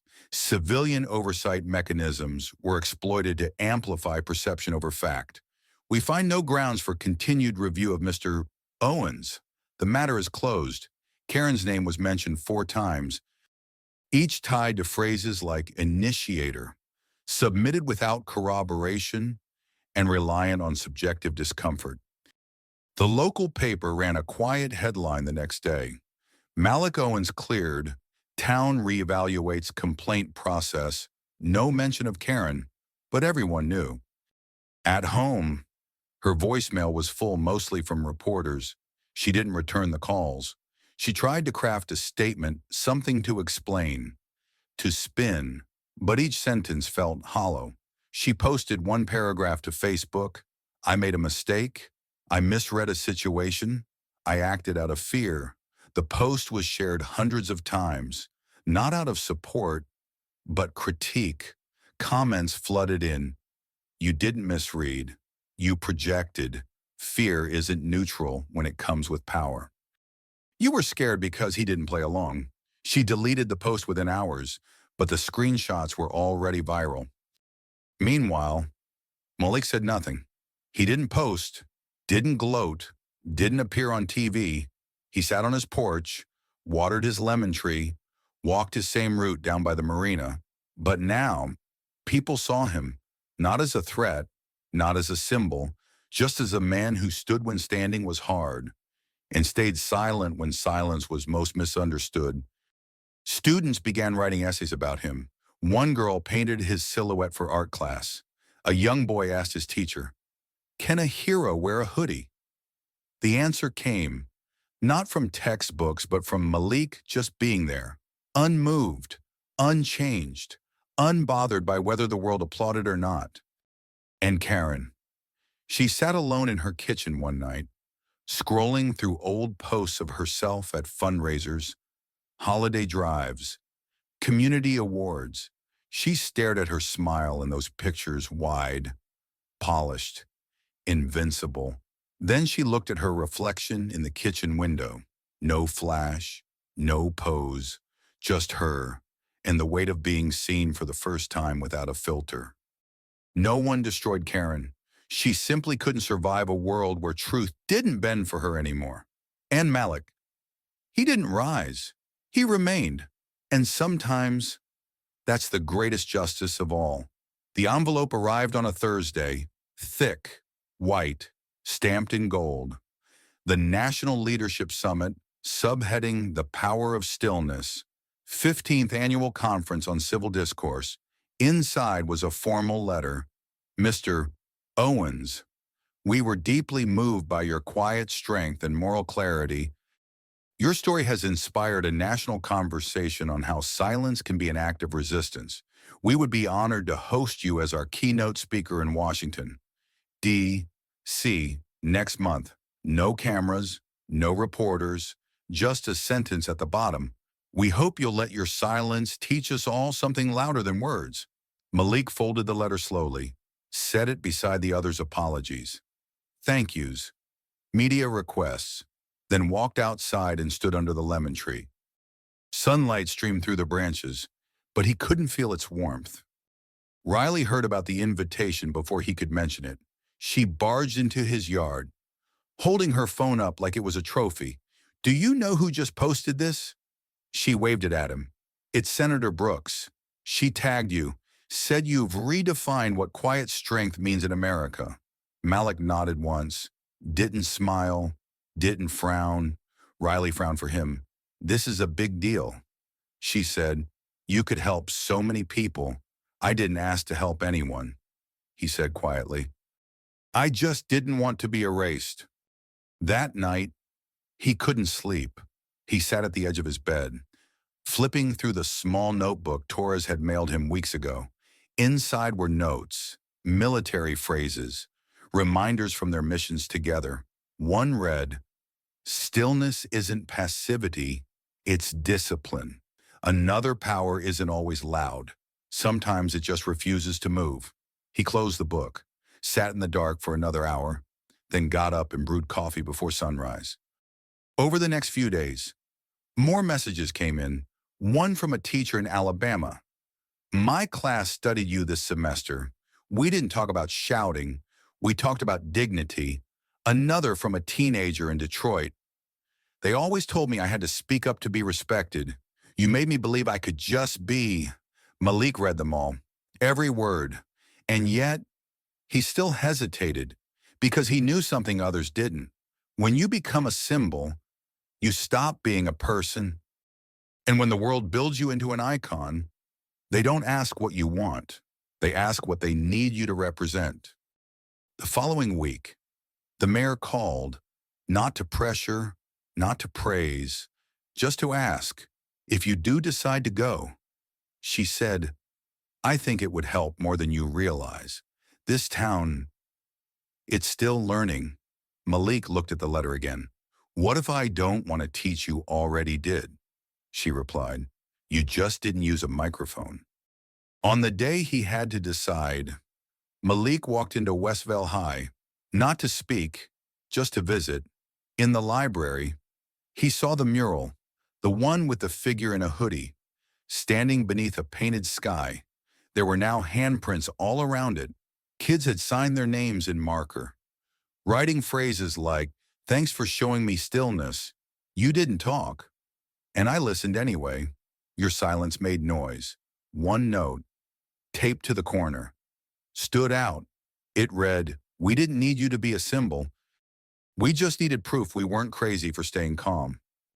He stood there for a long time, not moving, not speaking, just feeling the weight of being seen, and the heavier weight of being expected to speak for others who couldn't. That night, Malik sat with Riley on his porch. I don't want to become someone else's idea of what a black man should be, he said. She looked at him. You already aren't, but what if this stage takes away what protected me? Then don't go as their symbol. She said, go as yourself, hoodie and all. He looked at her. The way she said it, firm, soft, unshakable. Then he stood up, walked inside, and for the first time in weeks, he wrote something new. 8 words. I'll come, but I won't raise my voice. The Kennedy Forum Hall seated 3 yes-sir people. That morning, every seat was filled. Educators, veterans, activists, faith leaders, students, cameras from 3 major networks, a sea of lanyards and lapel pins. The banner above the stage read, The Power of Stillness, Redefining Strength in Modern America. Backstage, an assistant fixed Malik's collar. Just step to the mic when they introduce you, she whispered. Take your time. He didn't wear a suit, didn't wear a flag pin, just a black hoodie plain, clean, zipped halfway. It was the same one from Westvale. The host came on stage. She recounted his story, the false report, the smear campaign, the silence, the resilience. And through it all, Mr. Owens never lashed out, never retaliated. He simply remained still. Today, we're honored to give him a voice on his terms. Applause roared. The crowd stood. Malik stepped into the light. He approached the podium, adjusted the mic, then looked out across the room, rows of expectant faces, phones raised, eyes full of anticipation. He gripped the sides of the podium and said nothing. 5 seconds, 10, 30. People began to shift in their seats. He kept looking, one side of the crowd, then the other. Some cleared their throats. A few chuckled nervously. A timer began flashing red on the teleprompter. He ignored it. At the 1-minute mark, whispers started. Is something wrong? Maybe he froze. Is this part of it? Still, Malik said nothing. No slides, no notes, just him, hoodie, stillness, silence. At the 90-second mark, someone clapped once, then another, and then, slowly, a wave of understanding began to move through the room. People put their phones down, stopped fidgeting, leaned in.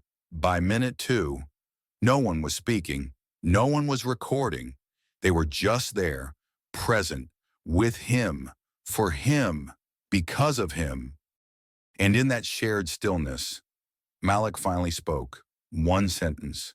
Quiet, measured, unshaken. You heard me before I ever opened my mouth. Then he stepped away from the mic. That was it. For a moment, the room didn't react.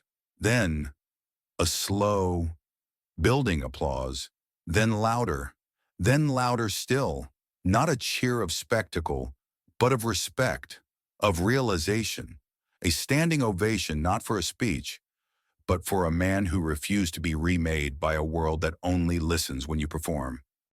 Backstage, the assistant rushed up. "Mr.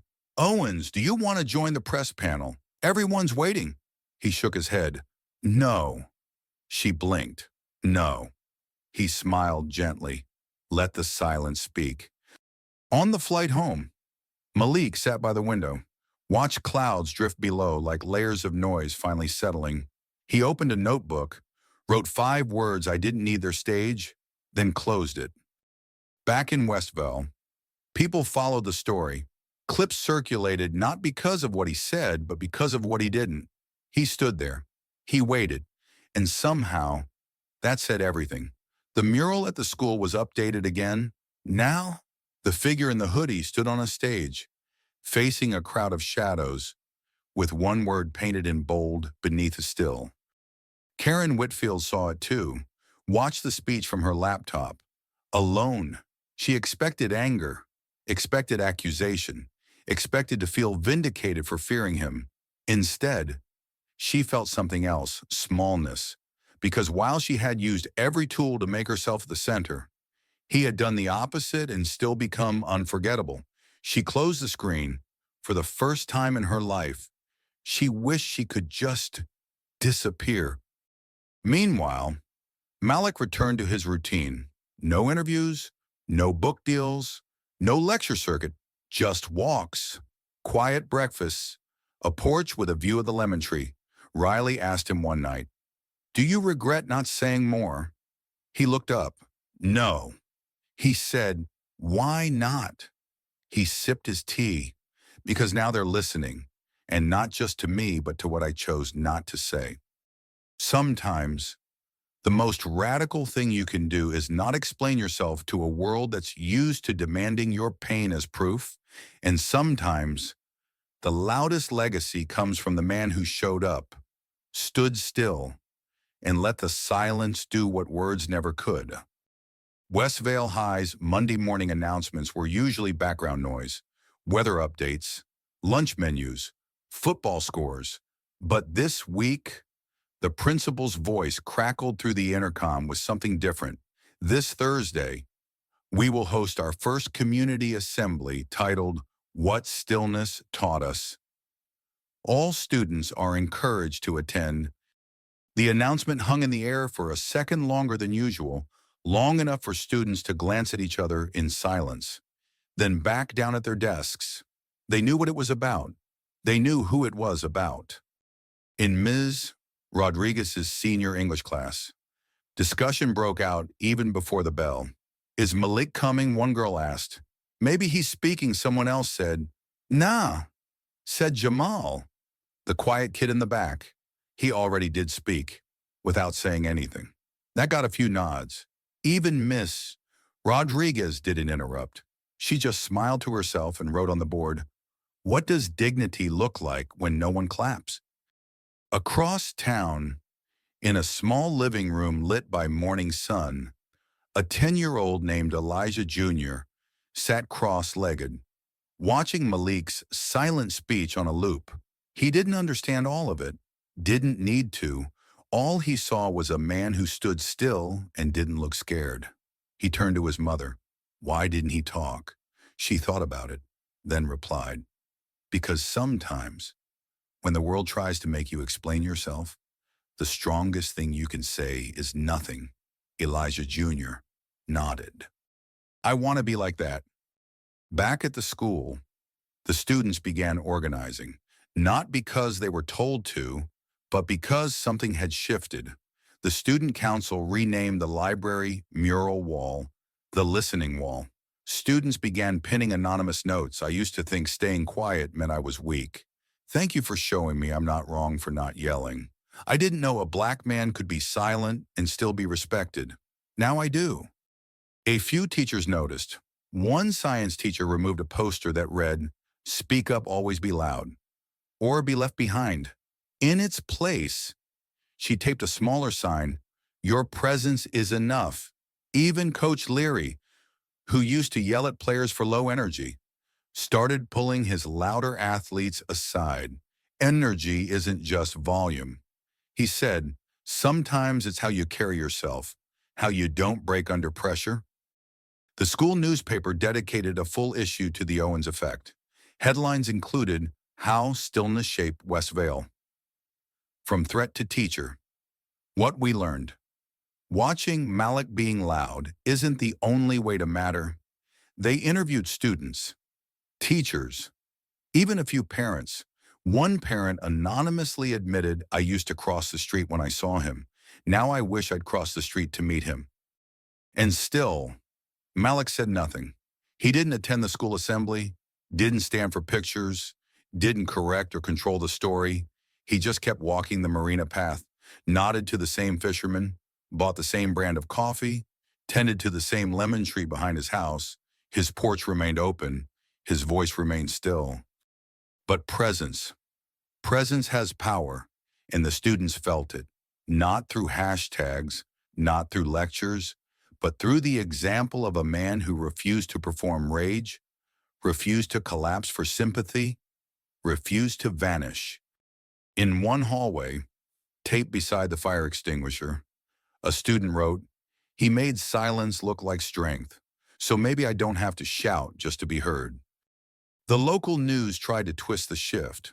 One segment asked, is the town creating a hero out of restraint, or are we ignoring the need for conversation?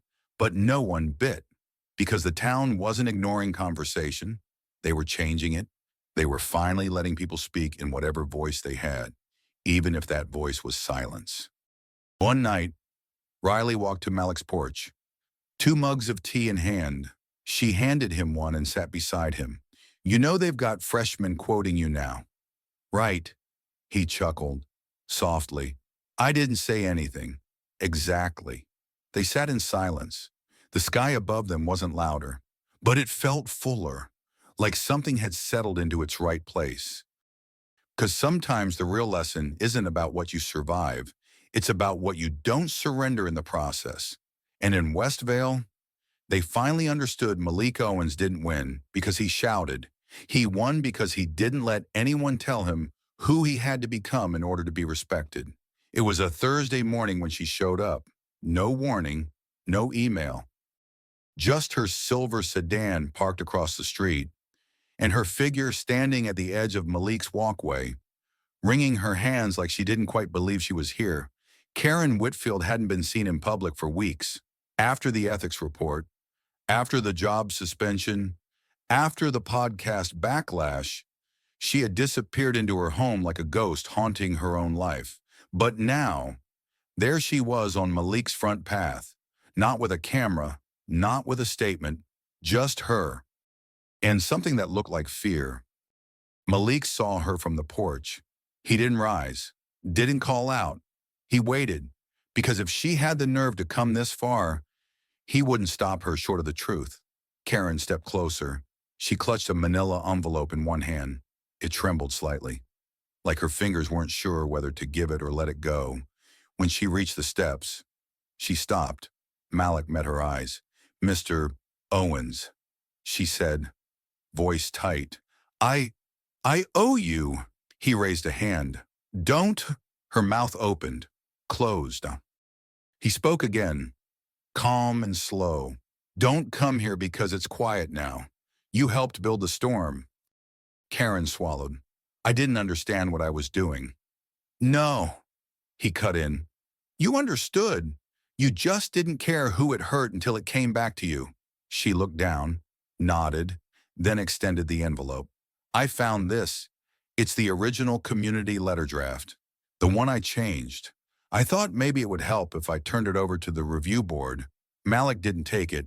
He just looked at her. You brought proof of guilt, hoping it might buy you peace. Karen's voice broke slightly. I'm not asking for peace. I know I don't deserve it. Silence. She placed the envelope on the railing beside him. I just wanted to face you. He nodded once, not in agreement, but acknowledgement, then said, You tried to make me small. Karen blinked hard. I know, and still I stood. That's not because you let me. That's because you couldn't stop me. She said nothing. He continued, I'm not here to heal your guilt. Karen, that's your weight to carry. You chose it. Tears welled up in her eyes. But Malik didn't offer comfort, because this wasn't a moment for her healing. This was for the truth. Behind her, a neighbor watched from their front porch, not out of malice, but out of something deeper. Witness, Karen turned to go. As she stepped down from the porch, Malik said one last thing. You don't get to reframe this as growth. Not yet. She stopped. Why not? Because growth requires sacrifice. All you lost was comfort. I almost lost my name. She nodded slowly, didn't try to explain again, didn't ask for forgiveness. And that, perhaps, was the first honest thing she'd done in months. She walked back to her car, drove away, and Malik watched her go, not with bitterness, but with the clarity of someone who knows when something is no longer his to hold. That night, Riley stopped by. You good? She asked. Malik didn't answer at first, just passed her the envelope Karen had left. Riley opened it, flipped through the pages. Wow, she muttered. This shows she knew exactly what she was doing. Paragraphs deleted, sentences added. Even the concerned citizens list, she patted it. Malik nodded. I know. What are you going to do with it? He looked out over the yard. The lemon tree swayed gently. Evening shadows stretched across the grass. I'm going to let it sit right here, he said, setting the envelope on the porch table, because my story doesn't depend on her confession. Riley leaned back. That's a hell of a thing to say. Malik shrugged. I didn't survive this to chase apologies. Later that week, the town paper published an op-ed from a local youth, a 17-year-old senior, black basketball player, honor roll. He wrote, we saw a man stand still and not fold. We watched the world try to twist his silence into threat, and when the lie fell apart, he didn't celebrate. He just kept walking. That's what strength looks like. That's what dignity means to me. Malik clipped the article, placed it inside the same shoebox where he kept all the others, not as a trophy, but as a reminder that sometimes the lesson isn't about who apologizes, but who chooses not to carry what isn't theirs to begin with. The letter came embossed, a thick cream envelope, sealed with the golden crest of Monroe University, one of the most prestigious institutions on the East Coast. Inside, a personal note from the university's provost, written in careful script, Mr. Owens, we believe your lived experience, your grace under pressure, and your ability to lead through silence offers a unique and invaluable lesson to our students. We would be honored to have you join our fall term as a guest lecturer in the School of Civic Leadership. The proposed course title, Still Power, Leadership Beyond Words. The package included a flight voucher, a housing stipend, and a proposed curriculum outline, all generous, all professional, too polished. Malik held the envelope in his hands for a long time, didn't open his mouth, didn't smile. He placed it on the table, poured himself coffee, sat on the porch, and thought, not about the offer, but about what it meant. The next day, he showed Riley the letter. She lit up instantly. Oh, Malik, this is huge. Monroe. That's Ivy League adjacent. You'd be shaping real leaders, like Congress people, policy makers, future presidents. He nodded, but his face didn't match her excitement. You're not thinking about saying no. Are you? I'm thinking about what they're asking for, he said. Riley squinted. It's a teaching gig. What do you mean? Malik tapped the course title with his index finger. Still Power. Then pointed to the university's mission statement printed below. We teach leadership through voice, vision, and impact. He looked up. They want me to be a symbol, a quiet leader they can frame inside a lecture, but the moment I stop being complex, I stop being real. That night, Malik took a walk through the marina, The wind was cool, the water dark and steady. An older man was closing up his bait shop for the night. He spotted Malik and smiled. "Heard you're headed for the Ivy Halls." The man called out. Malik shrugged. "Maybe." The man chuckled. "You already taught this town a lesson without stepping into a classroom." Then he added, more softly, "But if you do go, don't let 'em tidy you up too much." Back home, Malik sat with the course proposal. He read every line. Lecture topics, the strength of restraint, case studies, social response to control composure, midterm project, design a social movement, led by silence. Each line felt accurate, and yet wrong. He wasn't an idea. He wasn't a movement. He was a man who had been pushed, who had been watched, who had stood still not to teach, but to survive. He didn't want to become palatable, didn't want to be quoted more than understood. The next morning, he made a call. The provost answered, eager, "Mr. Owens, I'm so glad you're considering our invitation. We believe your presence here would be historic. I appreciate the offer." Malik said, "But I have a condition." There was a pause. "Of course, I'll teach the course, but not the one you wrote." "Excuse me, I'll teach my version," he said, "one where leadership isn't always packaged, where students learn what it means to carry themselves when the world won't clap for them. Where the first assignment isn't writing a speech, it's sitting still for 30 minutes without touching your phone." Another pause, then a careful reply. "That's unconventional. It's honest," Malik said. 2 weeks later, the university announced the course publicly. New visiting instructor, Malik Owens. Still Power, a living framework for dignity, resistance, and presence. The course filled in 3 hours. There was a wait list of 90 students, no textbook, no traditional grading, just one promise in the syllabus. You will not be taught how to speak. You will learn how to be heard without performing. Back in Westvale, Riley watched the announcement on her laptop. She turned to Malik and grinned. "You really put meditation and protest in the same course." He smiled. "Finally, why not? They saved my life." She nodded slowly. "And now they'll learn it too." On his first day on campus, Malik didn't wear a name tag, didn't introduce himself with titles. He walked into the room, set his things down, and sat quietly at the front. The students stared. Some whispered.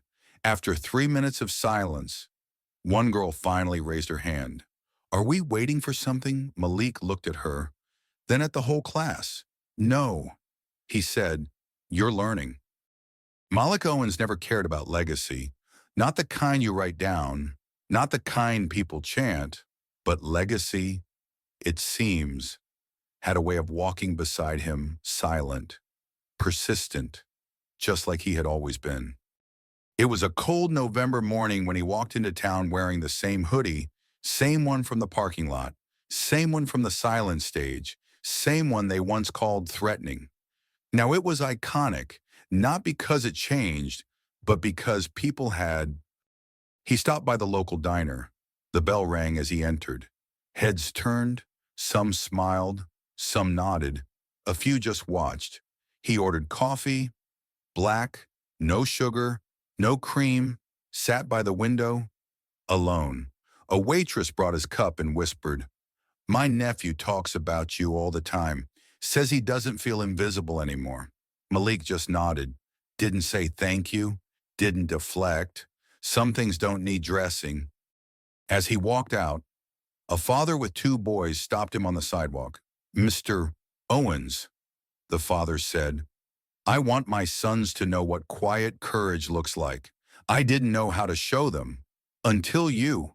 One of the boys looked up. "You fought without fighting." Malik bent down slightly, met the boy's eyes. "Sometimes," he said, "standing still is the bravest move you'll ever make."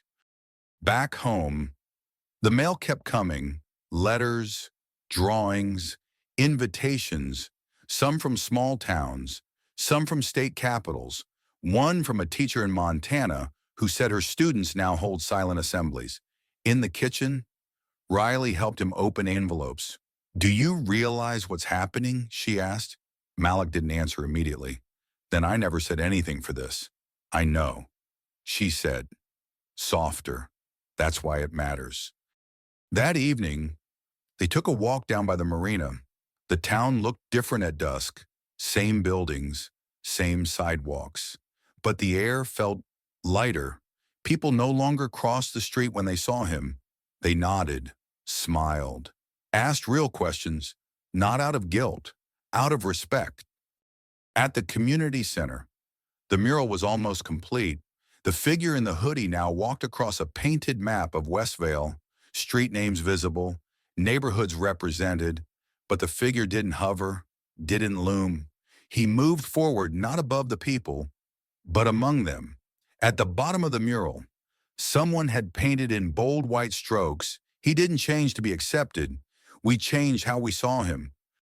One night, Malik stood before the mural, alone, hands in pockets, hood up. A young woman walked up quietly. She looked familiar, probably from the high school. "I used to think power meant volume," she said. "Now I know it can mean presence."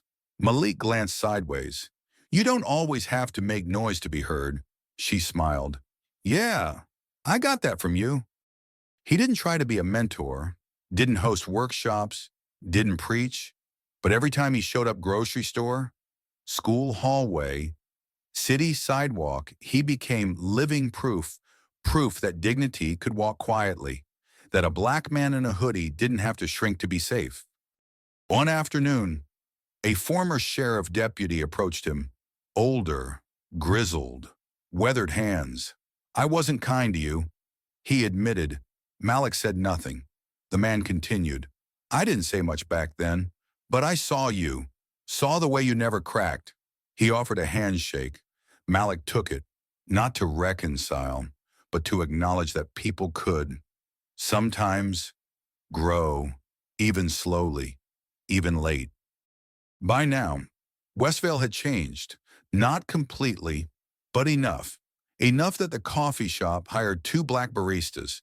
Enough that the city council passed a policy banning anonymous complaints without verification. Enough that kids wore hoodies to school without being asked to remove them. Malik didn't ask for any of that. He just kept walking. And that's the thing about momentum. It doesn't always come from shouting. Sometimes it comes from not giving in, not to fear, not to shame, not to the temptation to become something easier for others to accept. Malik Owens didn't become a legend. He became something harder to define. A man who stood still until the world moved around him. And when it finally caught up, he was already 5 steps ahead. It happened during the second month of Malik's course at Monroe University. The class was full, every chair taken, students perched on windowsills. 2 sat on the floor near the whiteboard. The session's topic, "When Silence Isn't Surrender." Malik stood at the front, hoodie zipped halfway, hands at ease. He just finished explaining a principle he believed deeply in. Silence is not the absence of power. It's where power waits to be precise. A few students scribbled notes, others nodded quietly, but one hand shot up quick, sharp, impatient. A student in the 3rd row, white, mid-20s, political science major, named Carson M. Malik nodded. "Go ahead." Carson stood up. "I've listened. I've read the articles. I've watched the video from the summit. I understand why people admire you." He paused, then added, louder, "But honestly, I don't buy it." The room tensed. Even Malik's posture shifted slightly. "I don't buy that silence is resistance," Carson continued. "To me, silence is privilege. It's a luxury for people who have other protection status, reputation, military history. But for most marginalized folks, silence gets you erased." A few heads nodded. Others froze. Riley, sitting in the back that day, folded her arms. She'd seen this play before. Carson didn't sit. "I think your story's powerful. Sure, But I also think it's dangerous because now schools, media, even people in power are celebrating quiet dignity like it's the gold standard for activism. He looked straight at Malik. But what about the people who can't afford to be quiet, who have to shout? You get praised for restraint. Others get punished for rage. Where's the justice in that? The room fell into stillness. Malik didn't respond immediately. He stepped back from the lectern. Let the silence settle, not to intimidate, but to clear the noise. Then he spoke. I hear you. 4 simple words, but they landed like an anchor in the room. He took a breath. You're right, some people are silenced. They don't choose stillness. It's forced on them. And when they finally raise their voice, they're punished for it. He looked directly at Carson. But what you misunderstand is that I didn't stay quiet to be safe. I stayed quiet because it was the only way to remain whole. He stepped forward. When you're a black man in America, big, trained, wearing a hoodie, your volume gets interpreted as violence. Even your breathing can feel threatening to someone who's already decided you don't belong. He glanced across the room. Silence wasn't my luxury. It was my battlefield. Every day I didn't react was a negotiation with danger. I didn't choose silence because I had power. I chose it because they expected noise. He paused, and I refused to give them their expectation. The class was quiet. Carson sat down. But Malik wasn't finished. Here's the truth. Carson, the world needs your shouters, your disruptors, your table flippers. A few students nodded. Even Carson looked up again. But the world also needs men like me, men who walk into spaces and hold the room without lighting a match. He placed both hands on the desk in front of him. Because when I don't move, and they still call me dangerous, that tells you something about them, not about me. A long silence, then a voice from the floor near the whiteboard, a soft-spoken girl in a gray beanie. I grew up thinking I had to talk loud to prove I mattered. She said, but you taught me I could just take up space without apologizing for it. She looked at Malik. Thank you for that. The rest of the class murmured. Some clapped. Others just sat deeper in their seats. Malik didn't smile. He didn't need to. The message had landed, and the room had learned what he always knew. Stillness wasn't the opposite of expression. It was a form of expression most people were never taught to understand. After class, Carson approached him. I still think yelling has a place, he said. Malik nodded. So do I. Carson paused. But I also think I understand you better now. Malik looked him in the eye. That's a good start. Outside, students filtered through the autumn air hoodies, jackets, tote bags full of books and questions.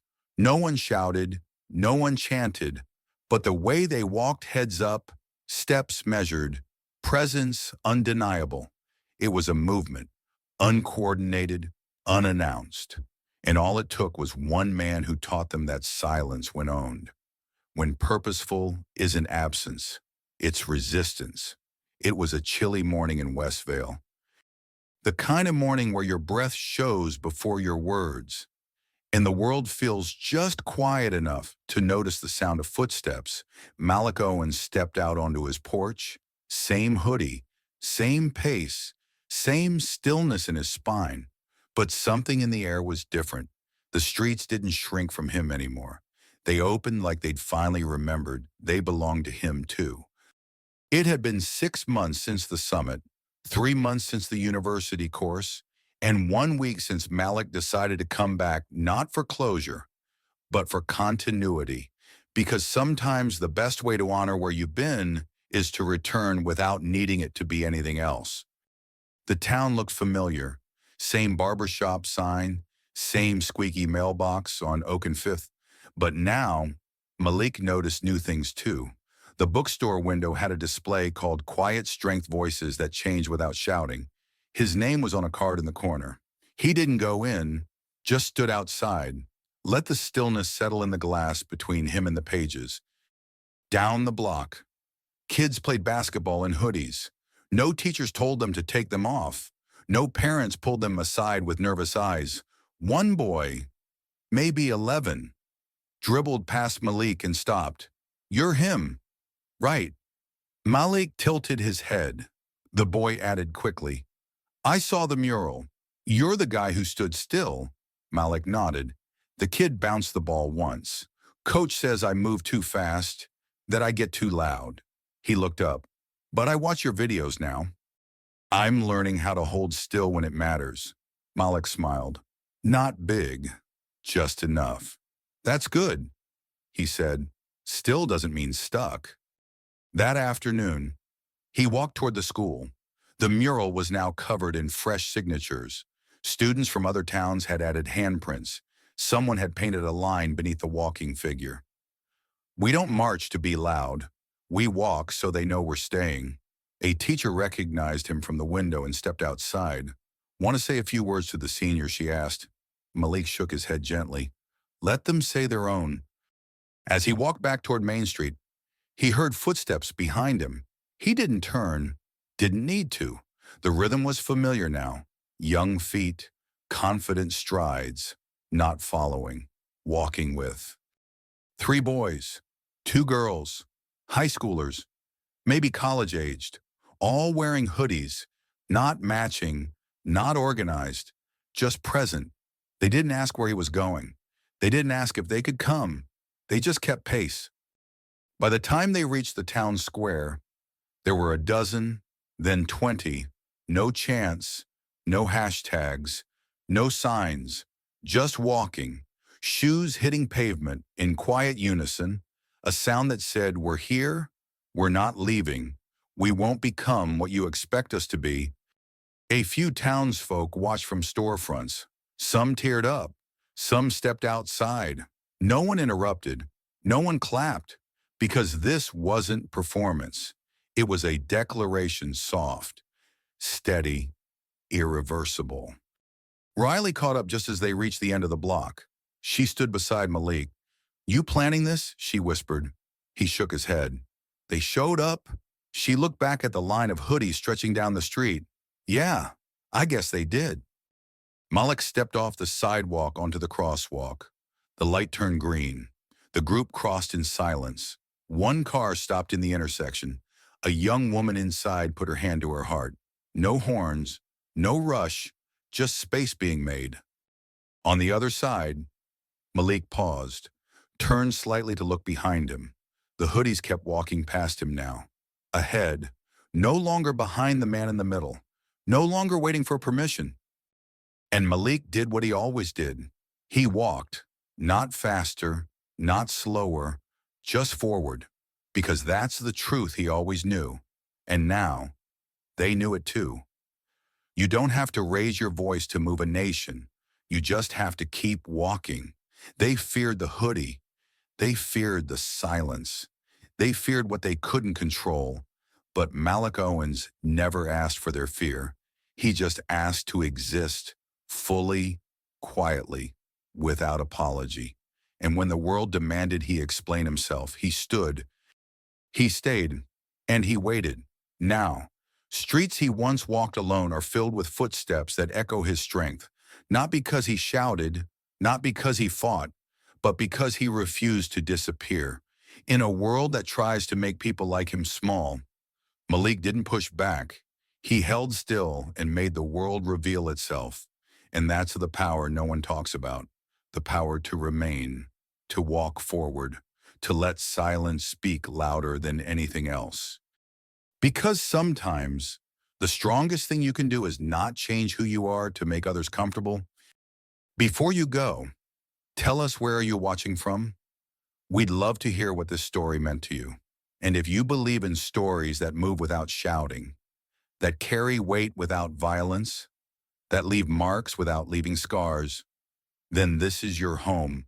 Subscribe, share, turn on the bell. Because here at Silent Power Stories, we don't chase trends, we chase truth, and we let it walk in a hoodie.